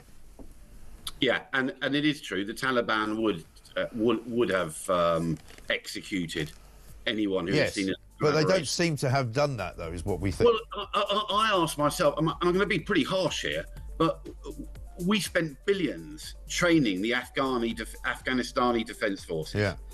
Billions. And I then went over they there. just rolled over. Yeah, listen, Hugh, I'd love to keep you on. We're going to talk about this again tomorrow, I'm sure. We'll get you back. This is Morning Glory. We'll be back after the news.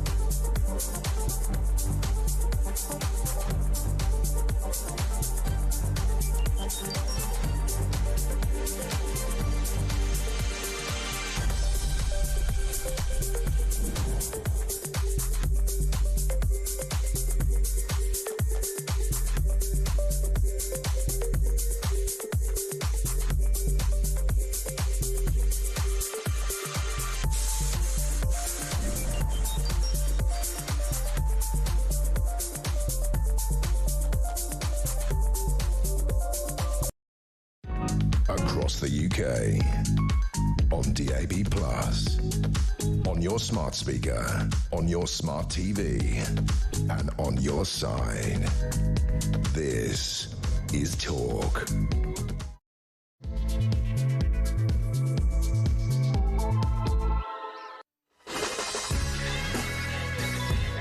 Welcome back to Morning Glory. It's coming up to 3 minutes past 9. I'm Mike Graham with you for another hour. We've been trying to unpack this entire story about Afghanistan, which has got so many strands to it and so many incredible kind of leads that we have to follow to try and figure out exactly who knew what, when they knew it, and when they decided not to let anybody else know about it, and just how tight that particular circle was. William Clouston's here from the SDP. William, very good morning to you. We'll be talking to William in a moment. Jacob Rees-Mogg is down the line. We're going to be talking to him as well about this. You see the migrant tracker there, 45,756 people have come to this country illegally on small boats since Keir Starmer was Prime Minister. It now looks as though at least another 42 or 3,000 have been allowed to come here legally and claim asylum as Afghans under the Afghan resettlement scheme, which is going to cost people £7 billion. This is a scheme that they tried to keep secret. This is a scheme that they instituted in 2023. They got a super injunction to prevent any newspapers and news organisations from reporting about it.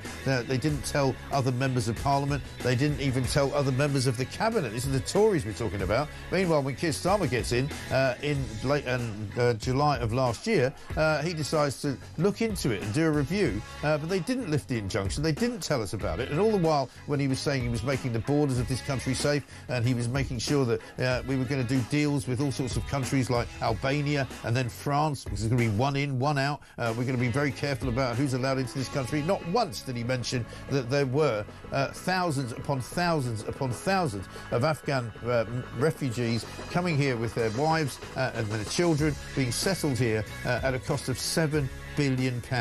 Absolutely extraordinary stuff. Let's get a voice note from Steve. Morning, Michael. Thank you for letting us let off steam via your show today, because I am absolutely livid today. Ben Wallace calling people childish. Once he lives in a culturally rebalanced neighbourhood, once he's no longer using his big fat pensions to expedite his medical appointments and is able to do that, then he'll have the right to call people childish. And I think that goes to the core of everything that absolutely stinks about this. The people in Parliament who've let us down for so long are the ones who've done this.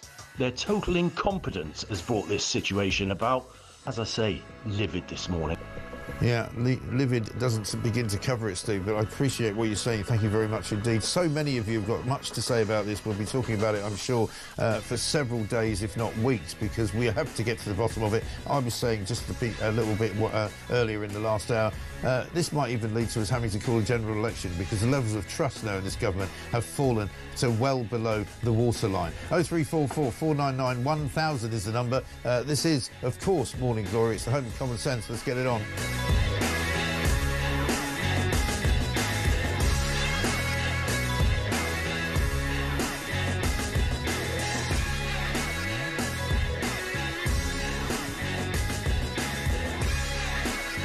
Kevin in Stafford says this. Mel Stride says, we'll know in the course of time who knew what and when. Well, that time is by noon today. What did Jenrick, Braverman, Starmer, Sunak, etc., know and when? Then we, the people, get to decide what happens to each of them. P.S.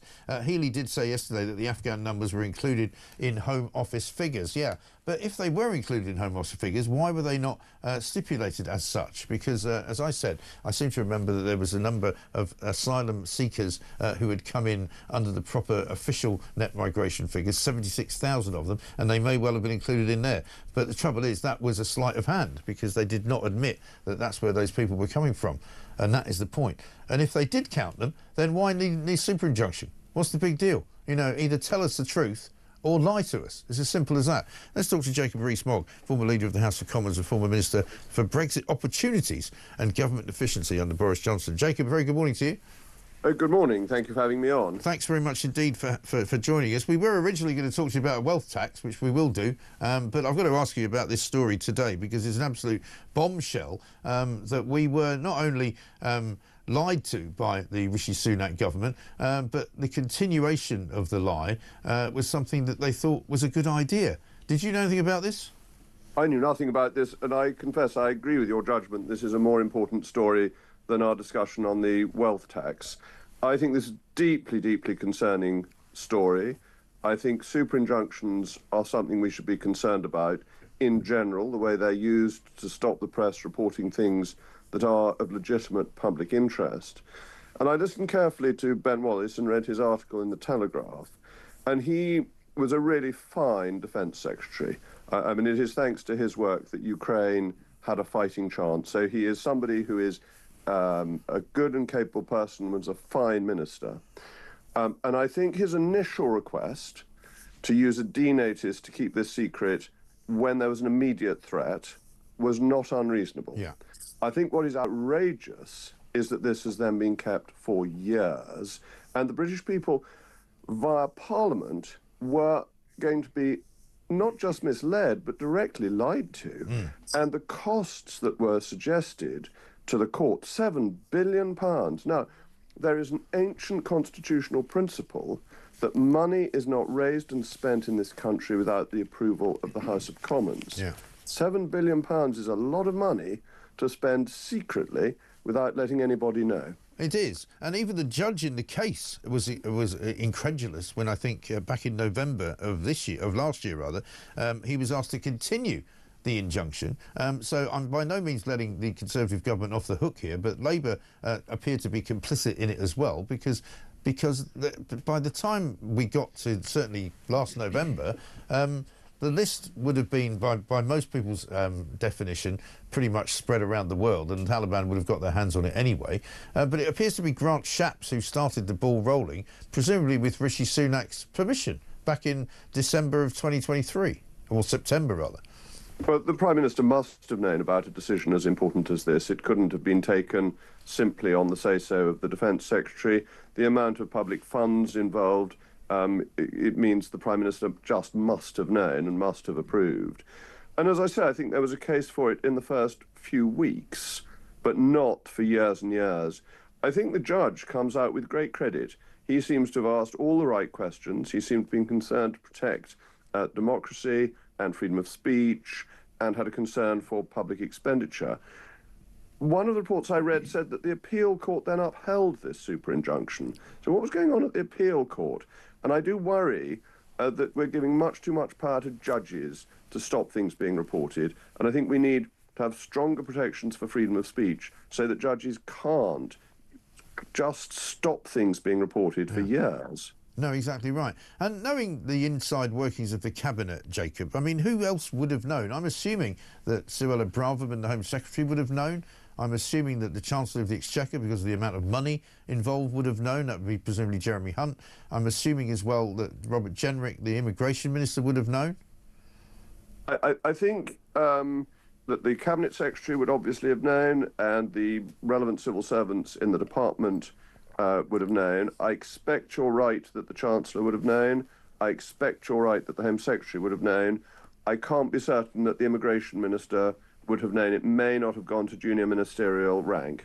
Yes. There's certainly... Mel Stride has been on the show this morning saying he didn't know, Esther McVeigh didn't know. I'm certain it was a small group of people. However, we need to know, do we not, who those people were?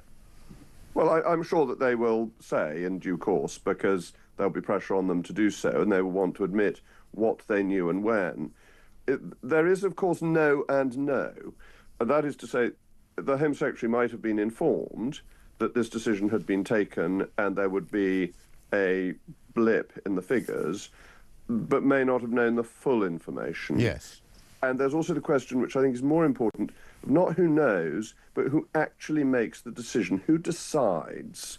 And my expectation is that that would have been the Prime Minister, the Defence Secretary, and the Cabinet Secretary. Yeah. The Cabinet Secretary would have to have been involved. Yes, and who decides as well where these people go, how long we support them for, because that's another question that I'm being asked this morning by the listeners and the viewers of this show. You know, are we expected to support these families until they die? Are we what are we supposed to do? Give them a house for life and then pass it on to their children? How does that all work?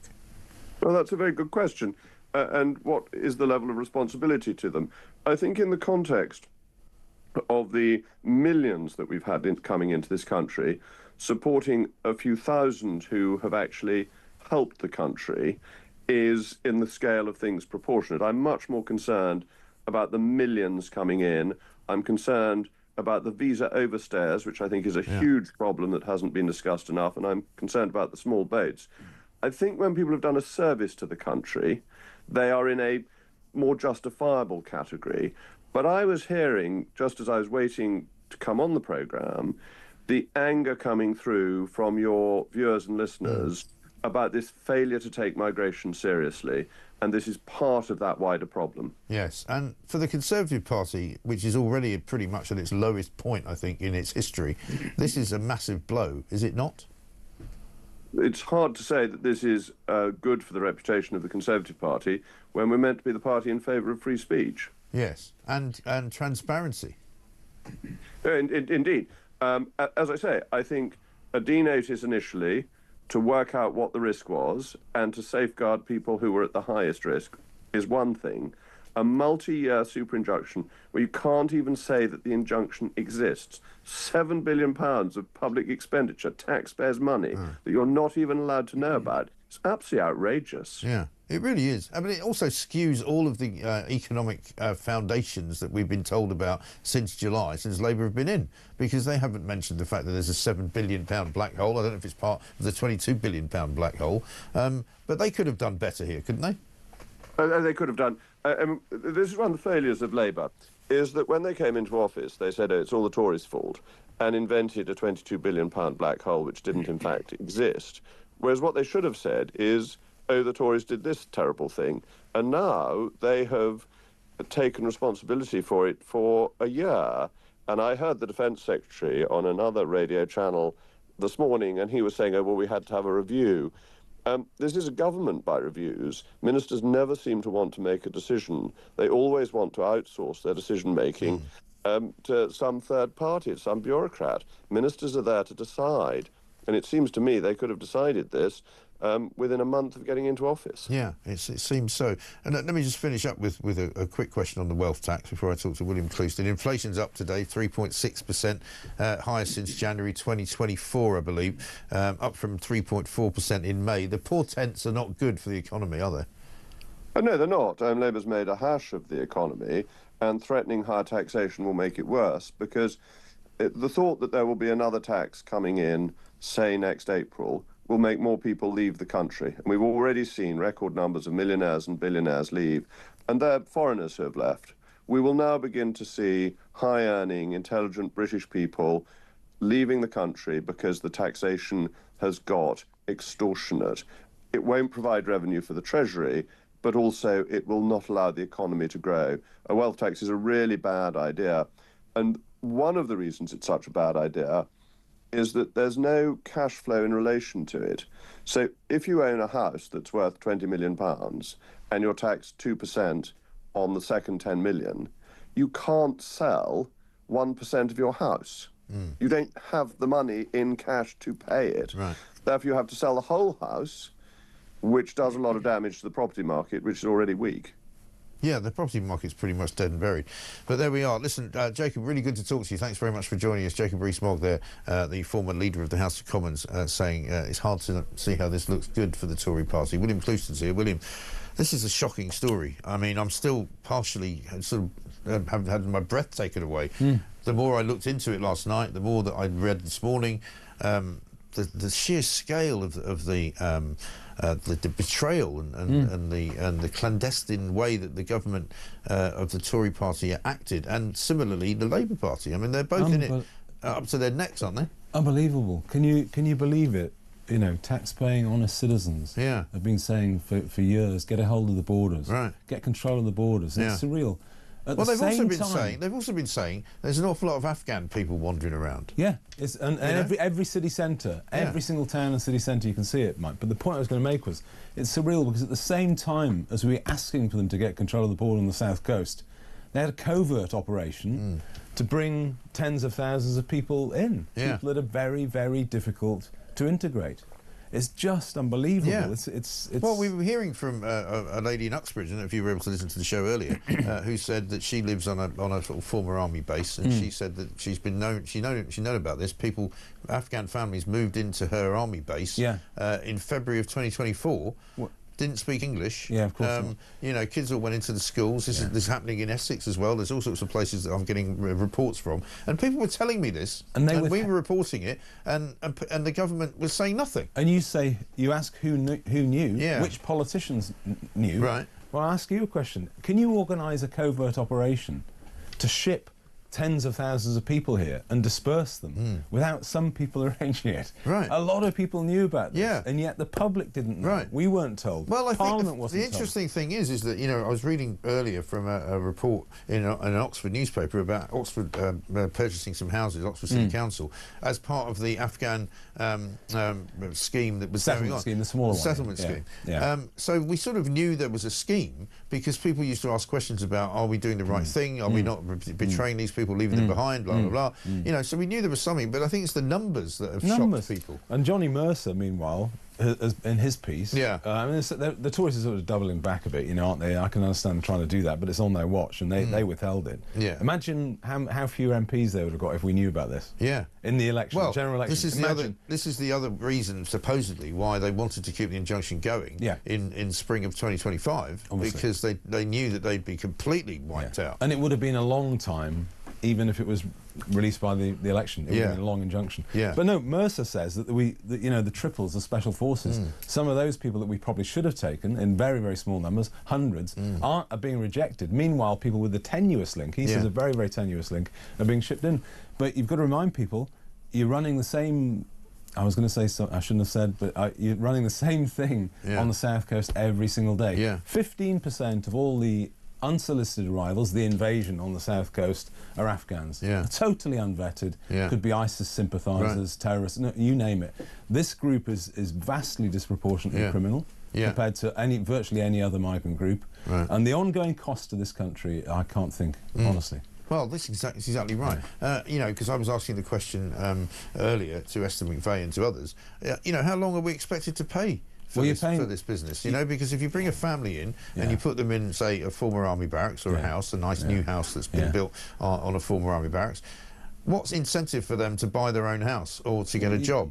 We're already giving everything to them, so why on earth would they bother working? I always try and relate how much, the colossal amounts of money these incompetent governments are spending on these terrible wars and terrible decisions, so that all roads actually go back to Blair.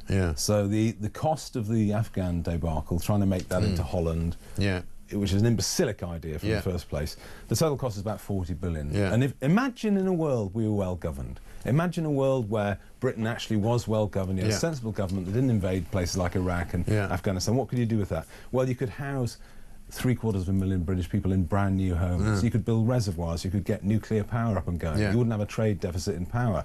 We are so badly governed, and people need good governance. We're not asking for much. But we still hear it, don't we? We still hear people every single day telling us how we have to be really careful about Russia invading another Baltic state, or, you know, getting Ukraine and then moving on, and that we you know, Keir Starmer telling us we're on a war footing, we get attacked by Russia every single day. You know, I wouldn't be surprised if you know, I think we should have an election. I think well, a lot of people are saying that, and I think there might be enough of a pressure that builds for that. But if we don't, right, I would not be surprised that within the next 2 or 3 years, that Starmer, if he's still there, will become so desperate that he will do what all American presidents do and start getting involved in some kind of foreign conflict.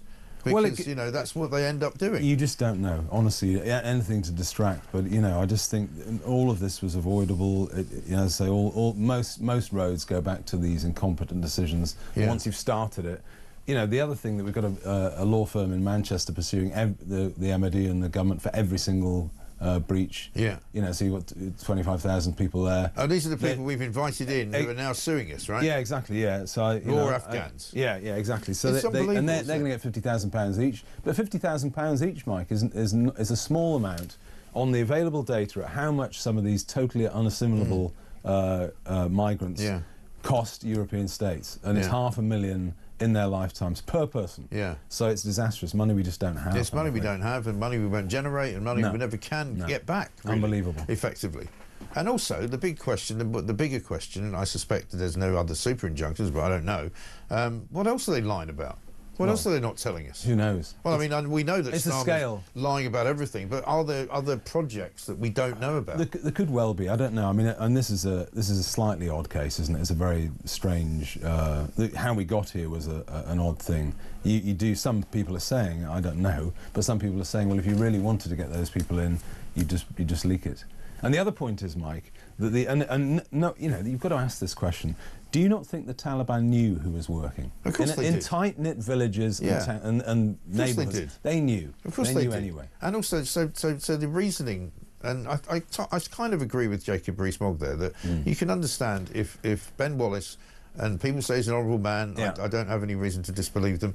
If he thought it was a good idea to get a D-notice, which for people who don't know is a sort of a partial injunction which prevents newspapers from writing about something for 4 months until he checked it out, that's okay. I don't mind that. But for Grant Shapps to then get the permanent super injunction, which means you can't even refer to it, that's different. It's convenient, that is very isn't it, different. that it overran the election. Yeah. It's interesting, isn't it? Yeah, very interesting. But no, unless we can stop the invasion on the south coast, this same thing is happening in a different form every single day. Yeah. You know, so I know. Shocking. Let me get this right, says Reg. The taxpayers have paid for a super injunction so the government can bring 40,000 people into the country for the taxpayers to be kept in the dark, but still being expected to pay for these people. Anyone a part of this government should be jailed. I think a lot of people are angry this morning. Let's get Penny on the cover-up. Morning, Mike. Good show as ever. Just a quick one about all of those politicians and the Afghan cover-up. Surely they're all going to say, oh no, I didn't know a single thing. If they can't answer simple questions on PMQs, are they going to be able to answer the questions from the general public about if they were involved or not? I won't hold my breath. Good show as ever. Thanks. They really won't. Incredible. Quick word on the inflation, 3.6%, up from 3.4%, higher since January 24. Very bad news. Very bad news for Rachel Reeves, the, after she made that statement in the Mansion House last night. Yeah, because growth, such as it is cratering, and what we needed was an interest rate cut. And this is much less likely now. It's interesting, actually, Cold War economics analysed where the inflation is coming from. And it's in the areas of the economy that the government has most control and regulation over. So it's literally the energy problem, the housing problem, and food inflation. Basically, all roads lead to incompetent governance, I'm afraid. And it ain't getting any better. No. Absolutely staggering. William, great to see you. Thank you very much indeed. William Cleaston, leader of the SDP. We've got more coming up. We're going to talk to David Ellis, Director of the Strategic Defence Initiatives. How about this from Leslie? Morning, Mike. Our government are elected and paid to do their best for the British people in our country. Isn't it an act of treason to destroy the country they were elected to govern? Because that is what they've been doing and continue to do. Knowing we have had all these Afghan imported into our country, all the more reason to stop any more from coming here. The British are outnumbered in one way or another. We are being put in danger. It's absolutely ridiculous. And that's true. That is not, by any stretch of the imagination, an exaggeration. 9:25.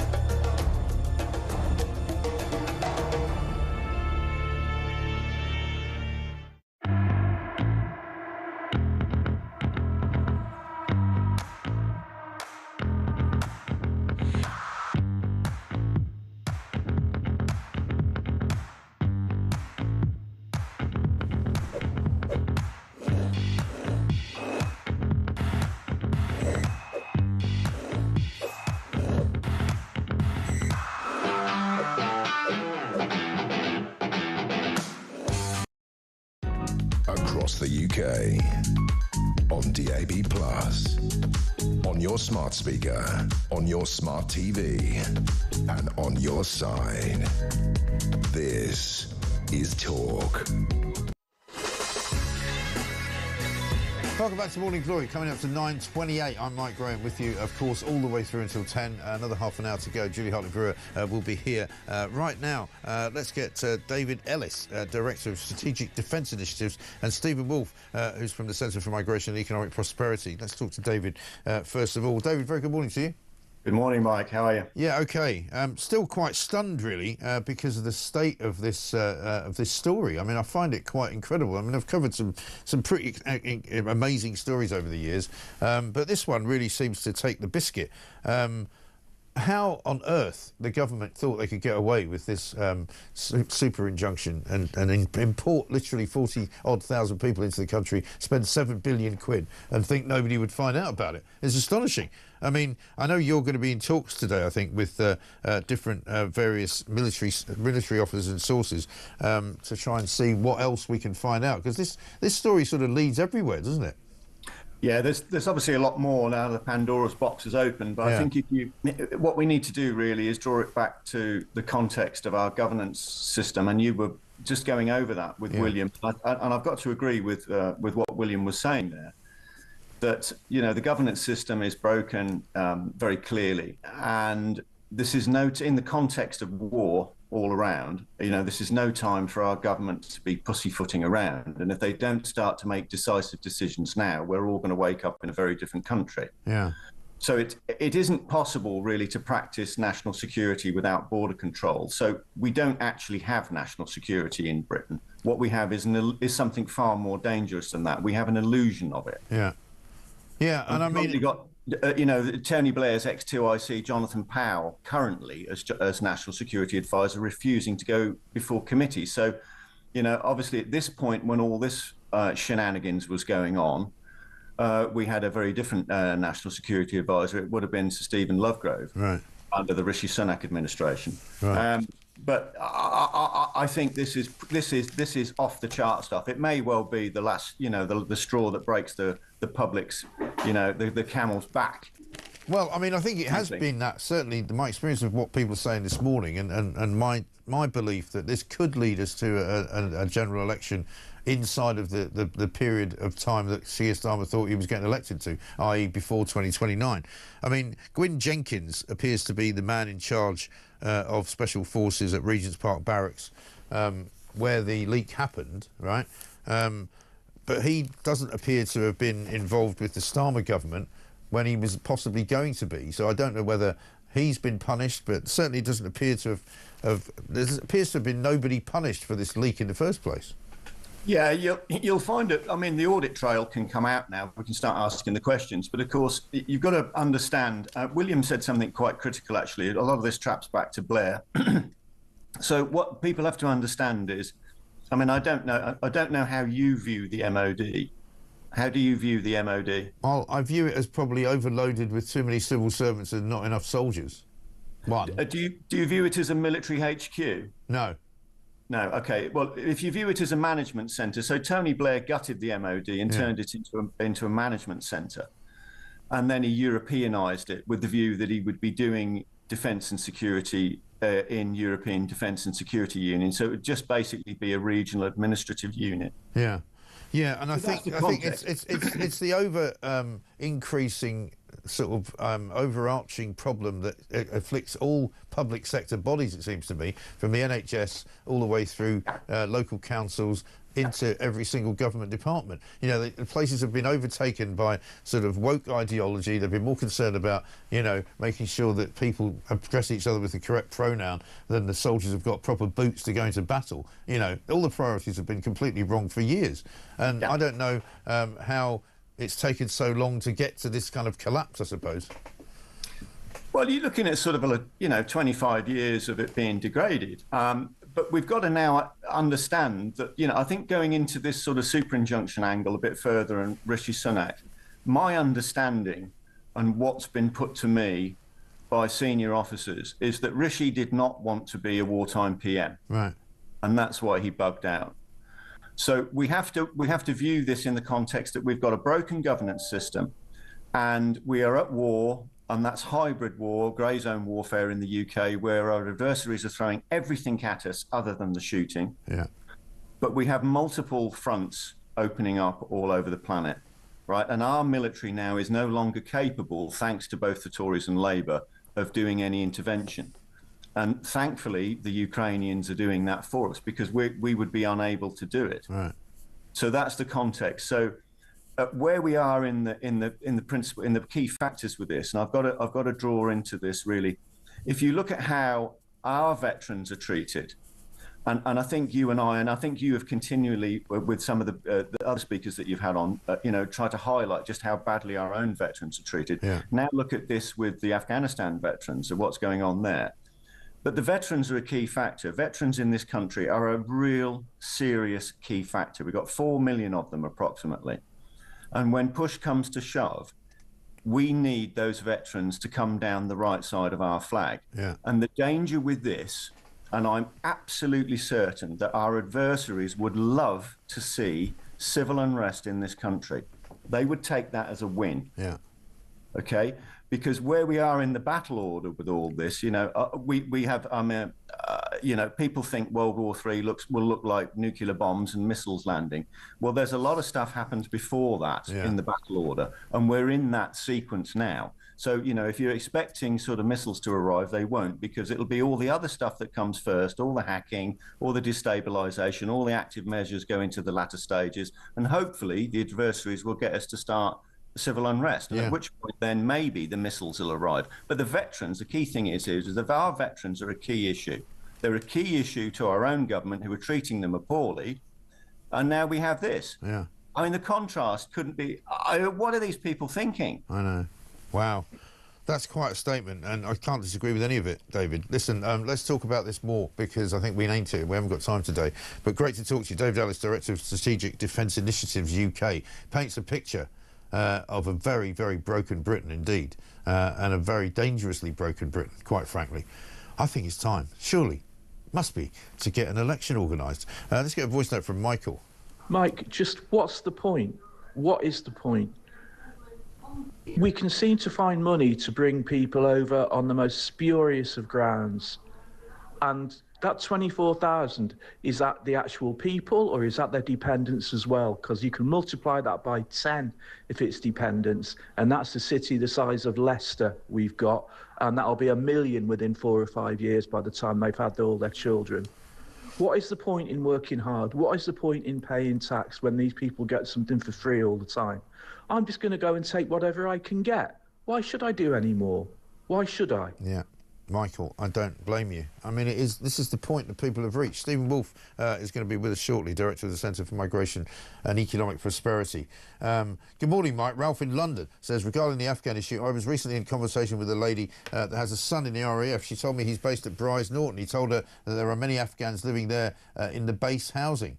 Well, clearly, Russ in Alicante says, trouble with about Afghan stories that Labour will use it to deflect from the terrible job they're doing, including the inflation rise.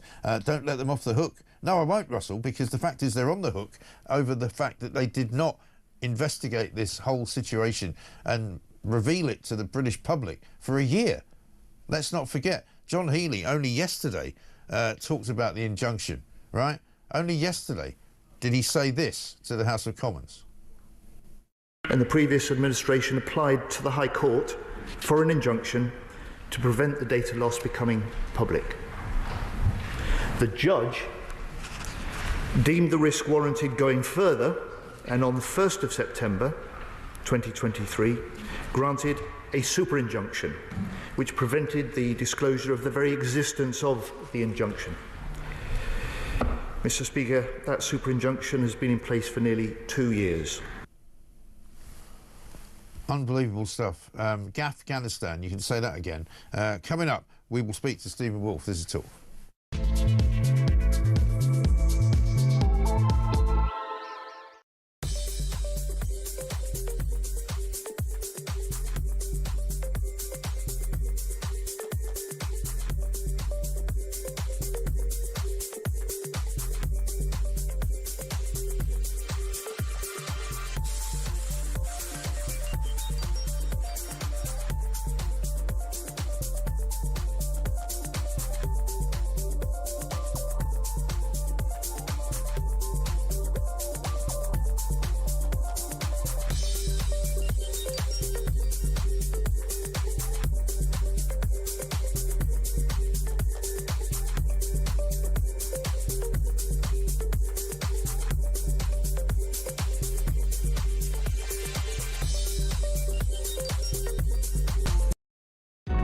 across the UK.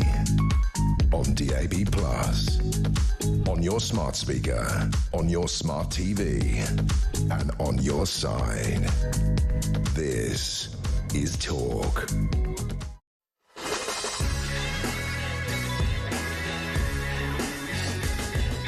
9:38, welcome back to Morning Glory. Mike, please have Boris's dad on more often. You fully exposed his pompous lack of knowledge on climate change. People coming from Nigeria because of climate change, don't be silly. Benefits, in. But please always ask climate change advocates, how many cars does your family have and how many are electric? Brian in Spain. Yeah, I mean, we do get old Boris's dad on from time to time, partly just because he talks such absolute rubbish, to be honest. Helen Fields is here, former barrister and crime writer. Helen, very good morning to you. Morning, Mike. Thanks very much for joining us. We need to get a little picture, I suppose, of how this all unfolded. We're trying to piece together the legal aspects of what we're dealing with here, because an awful lot of... I mean, I know a fair bit about super injunctions, but most people have never really heard of one until yesterday. It seems that the perceived wisdom, anyway, of people is that when Ben Wallace went and asked for a sort of a D notice for 4 months, which meant that newspapers couldn't write about this Afghan airlift idea, that was reasonable enough. But for the super injunction to be requested by Grant Shapps, which is what we think happened, it's pretty unprecedented, isn't it? No government has ever asked for one. Yeah, I mean, you know, you really have to be, you would have to go to the High Court and you'd be looking at something and there'd have to be compelling reasons put forward to the judge why it's in the public interest. Super injunctions, quite often we hear about them in terms of, occasionally you'll hear that a celebrity has asked super injunction when they've had accusations made against them, and basically it's a silencing weapon. I'm guessing that the government went in and said that the sorts of people who would come out and the sensitivity of the situation in Afghanistan in the area was such that there would be serious problems. You never know what goes into the paperwork behind a super injunction. It's really interesting because everything is so hidden. Here's one of the problems with it. Because it's all so silent and so secret, nobody ever has the right to go behind it. It's really important, in fact, that the press, that our media has the right to check things out and go behind, because always within super injunctions, there's a problem with anything being challengeable.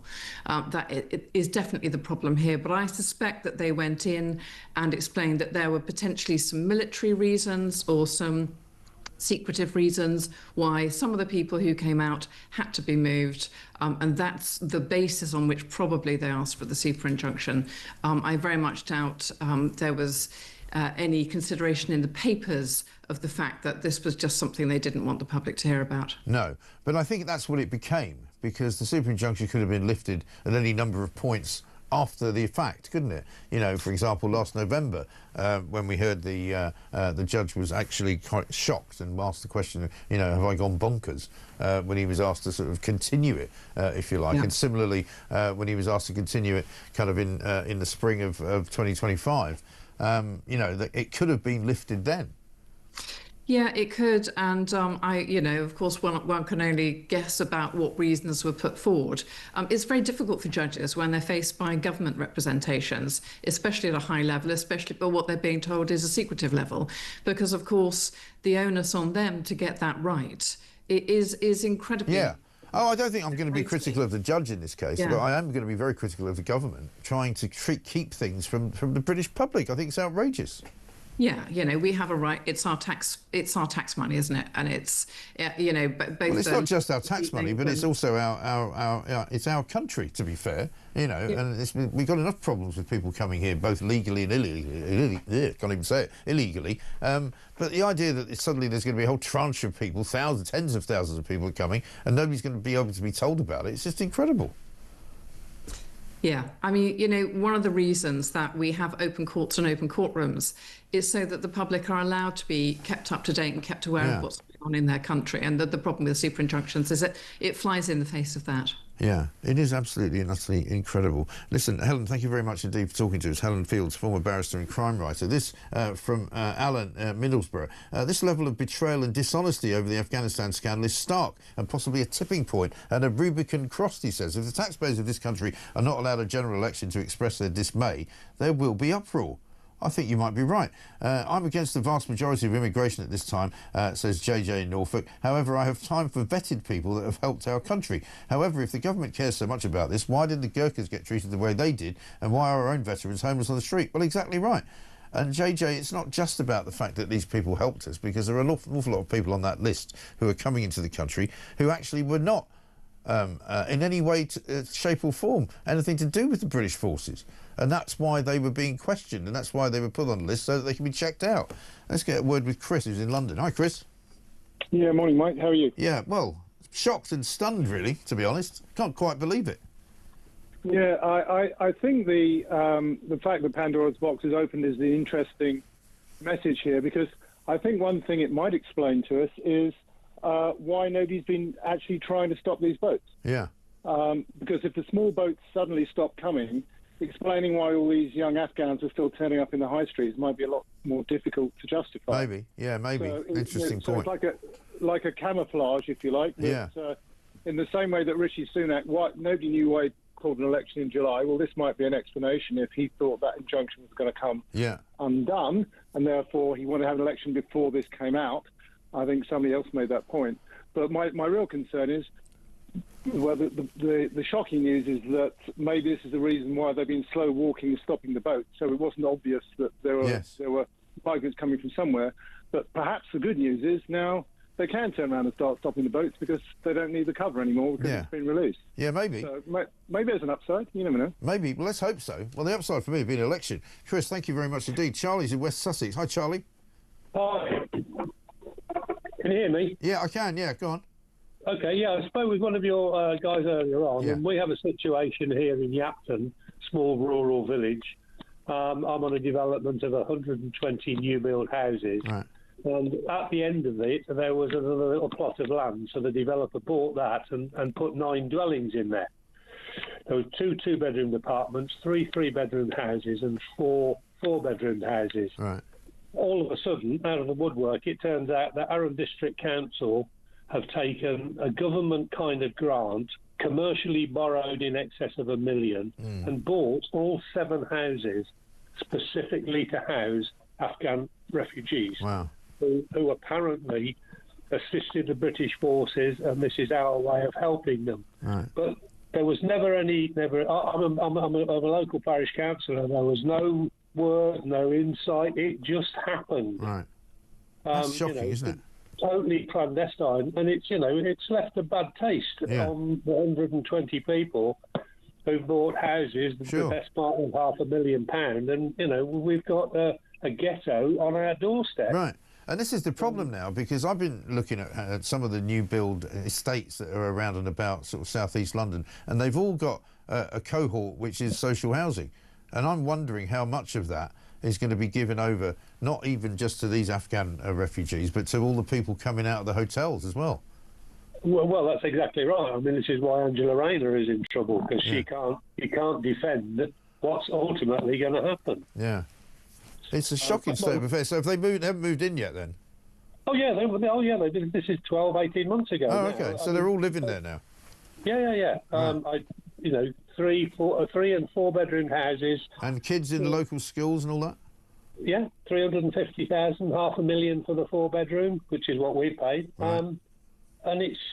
And they've just got it for free. That's shocking, isn't it? Really shocking. Yeah, dreadful. absolutely. Charlie, listen, thanks for the call. See, this is the way that we find things out in this country, because people call into this show and they give us bits of information like that.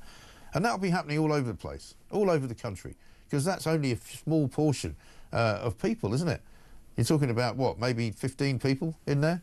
Think about 50,000 and how many people are going to be needed, how many houses are going to be needed. And imagine if you paid £500,000 for a house and somebody down the road's getting one for free because they came in from Afghanistan on an unmarked plane, under the radar, at taxpayers' expense, living off you for the rest of your life. You might as well have bought 2 houses, because that's what it's going to cost. Unbelievable. 9:47.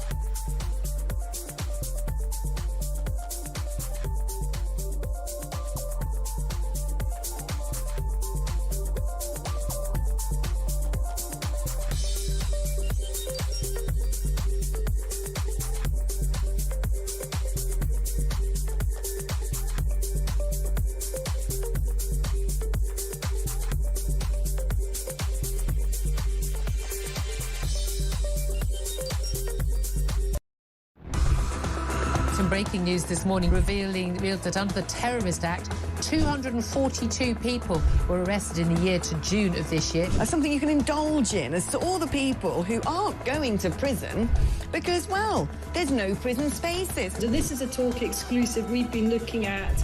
I said, you take these cuffs off me and speak to me like a human being rather than a common criminal.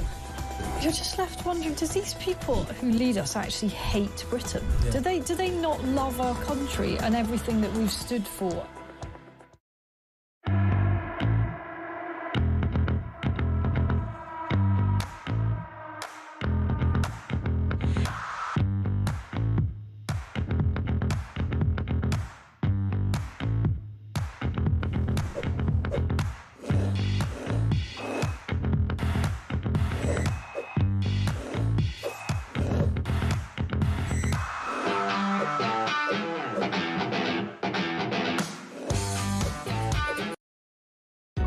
Across the UK, on DAB+, on your smart speaker, on your smart TV, and on your side.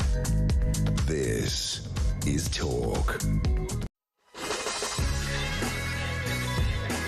Welcome back to Morning Glory. It's 10 minutes to 10. The show is almost coming to an end, but we have got so much more to talk about, ladies and gentlemen. We've got Simon, first of all, with a voice note.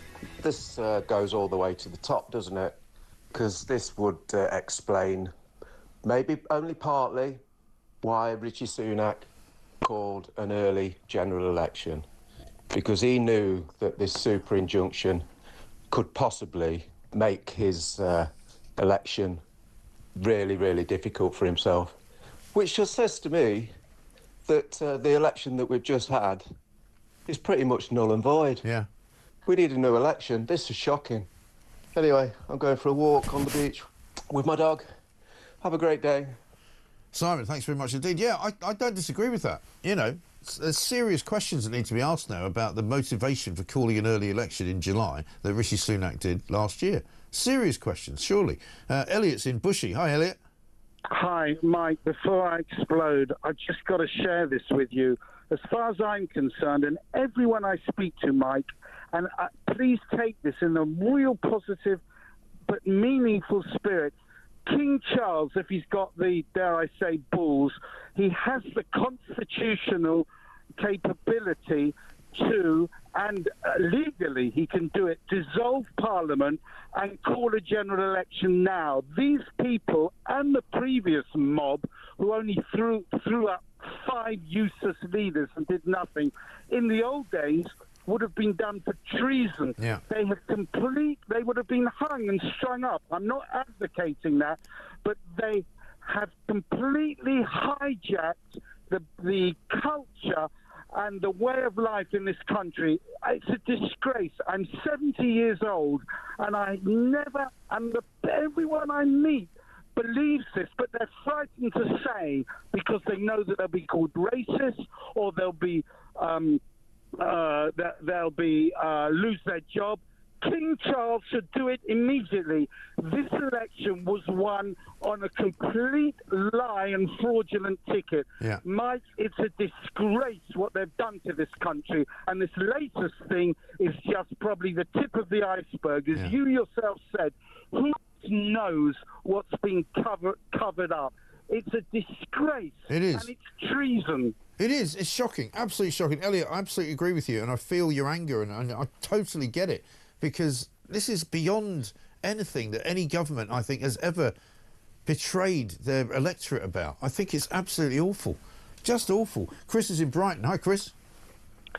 Hello, Mike. Hi there. How you doing? How are you? You all right? Yeah, not really. No. What do you want to tell me? Not really. No. I'm pretty angry, actually. Yeah, good point. I'm just so. I've just been listening to government ministers and ex-government ministers coming out saying how these migrants, these Afghans have helped us. So they've been helping us and us and us.